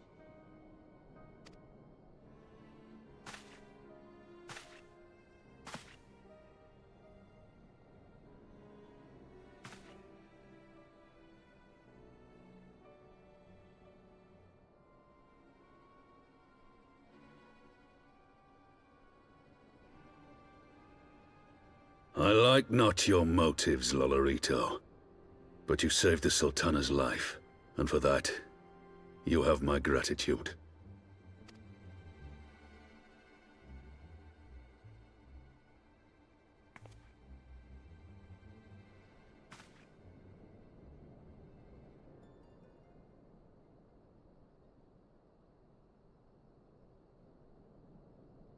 Rauban Aldin, you are hereby reinstated as General of the Immortal Flames.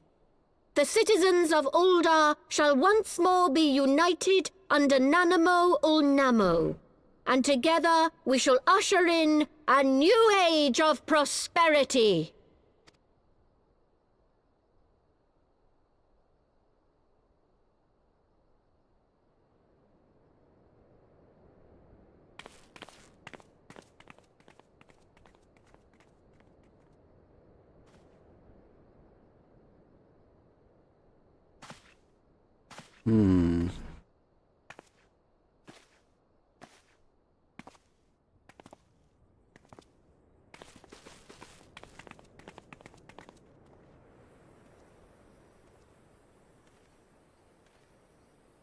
Everything feels as uncomfortable as it looks.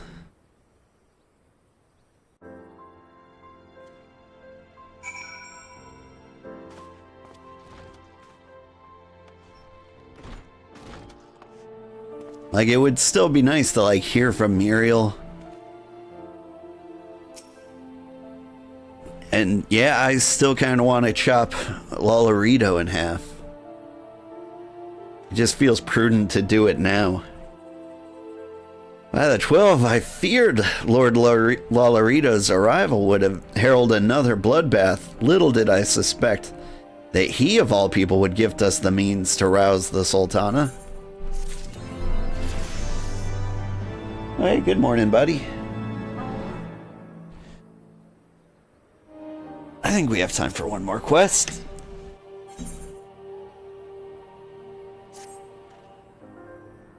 Shall we make our way to Ul'dah? I should imagine Bartholomew has been instructed to admit us. Not without my orange juice.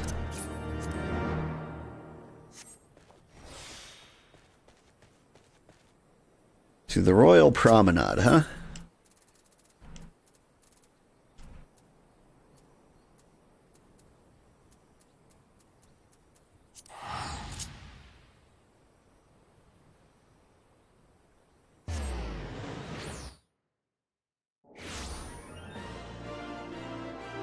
You created a monster of a hunter?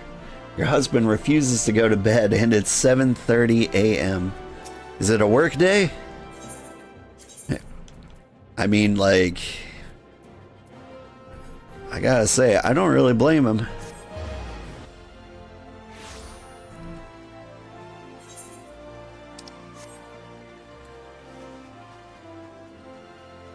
I had a day like that. I think it was Monday. Like, I went to bed at like midnight and I wake up at 4 a.m. You're gonna slink off and hope he follows? Good luck. Have fun. Have a fun time on 14? Yeah, just for a little bit longer. Flame General Raoban mentioned you might be coming. Please, this way, if you will.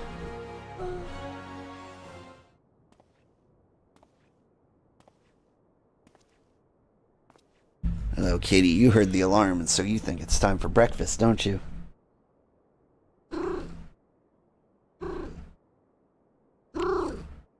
Meow for everybody.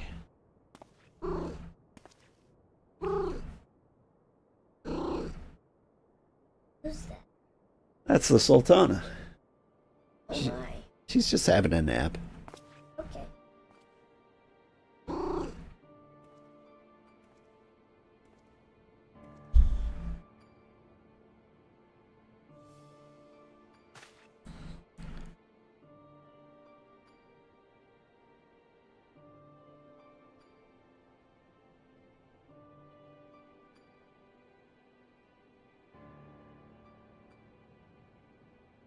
Wouldn't it be hilarious if this was poison?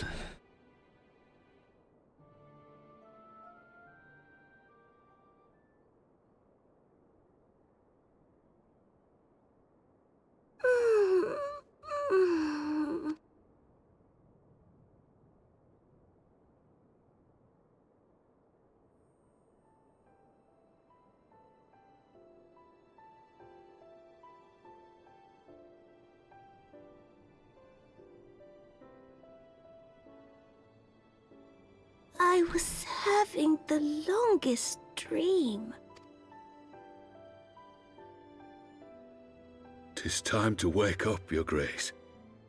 Another day begins in Thanalan, and the sun blazes bright upon the sands.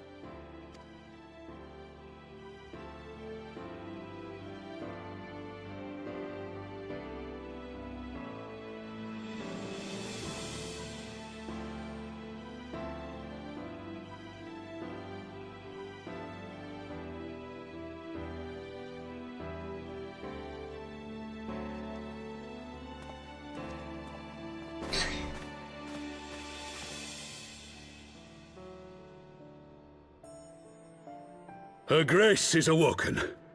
The palace physician assures me she is none the worse for her slumber.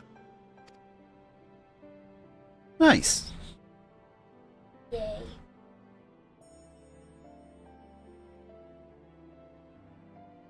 I believe Her Grace will soon resume her plans to place the government of Uldar into the hands of its citizens.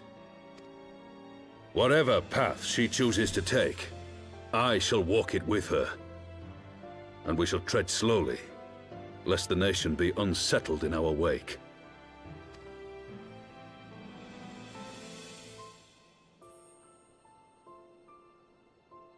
Her Grace's compassion is a shining beacon to us all. But what our city truly thrives upon is competition. 'Tis in the struggle against our rivals that opportunities are seized and fortunes made.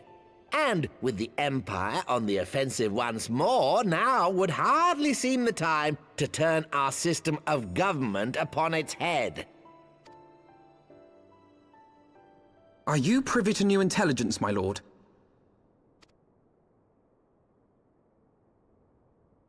I would hardly call it new. Remind me, what was the name of that enormous Imperial warship which met its end in Mordona? Wait, I have it. The Agrius. Yes, well, 'twould appear that the Garleans have been hard at work on another such vessel. How close are they to completing this ship? Is it operational? Its maiden flight was a success, I hear. I should imagine Emperor Varys is eager to see how it performs in battle. Dang. My lords and lady, I move that it is time to repair the damage caused by Teleji Adeleji and prepare our great nation to repel the Empire once more. Good morning. You can tell. That's fine. You can dress like a skeleton if you want. I'm just gonna be.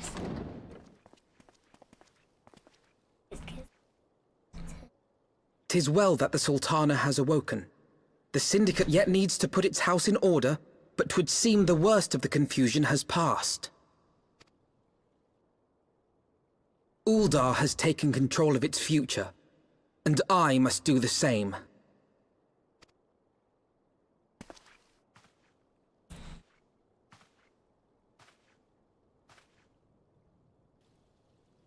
I have decided to disband the Crystal Braves. Among the recruits, there were those who supported our Order's goals and convictions with all sincerity.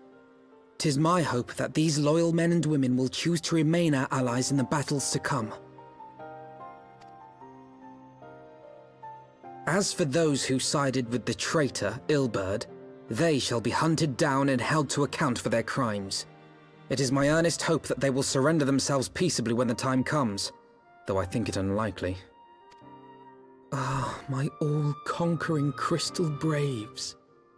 The model army meant to pave the way for a single, unified Grand Company of Eorzea. That so high an ideal should be brought so low. I need not tell you how deeply the betrayal stung me. Yet I see now that it was mine own naivety and pride which allowed the Braves to fall prey to corruption. As ever, it is to your own shining example that I turn for inspiration. Like... Whoops. Let us resume the search for our missing comrades, that we might come together to shine the light of dawn across the realm once more.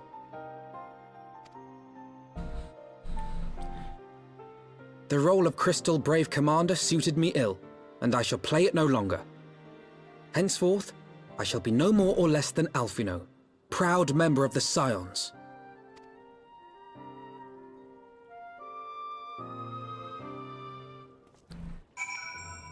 It wasn't a terrible idea, just terribly executed. I blush to speak thus of mine inner turmoil. The fact remains there is no man alive whom I would rather confide. Were it not for your shining example, I might never have emerged from beneath the pall of my despair. Neat. Yep. Thank you so much for watching, everybody.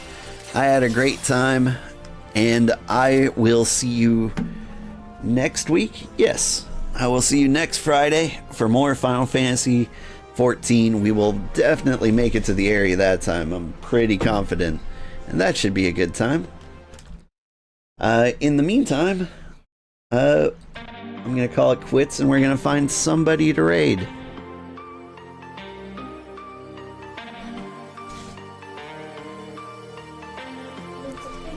See ya. Have a good day, everybody. Let's see who's playing. Sandra's playing. And we will raid her.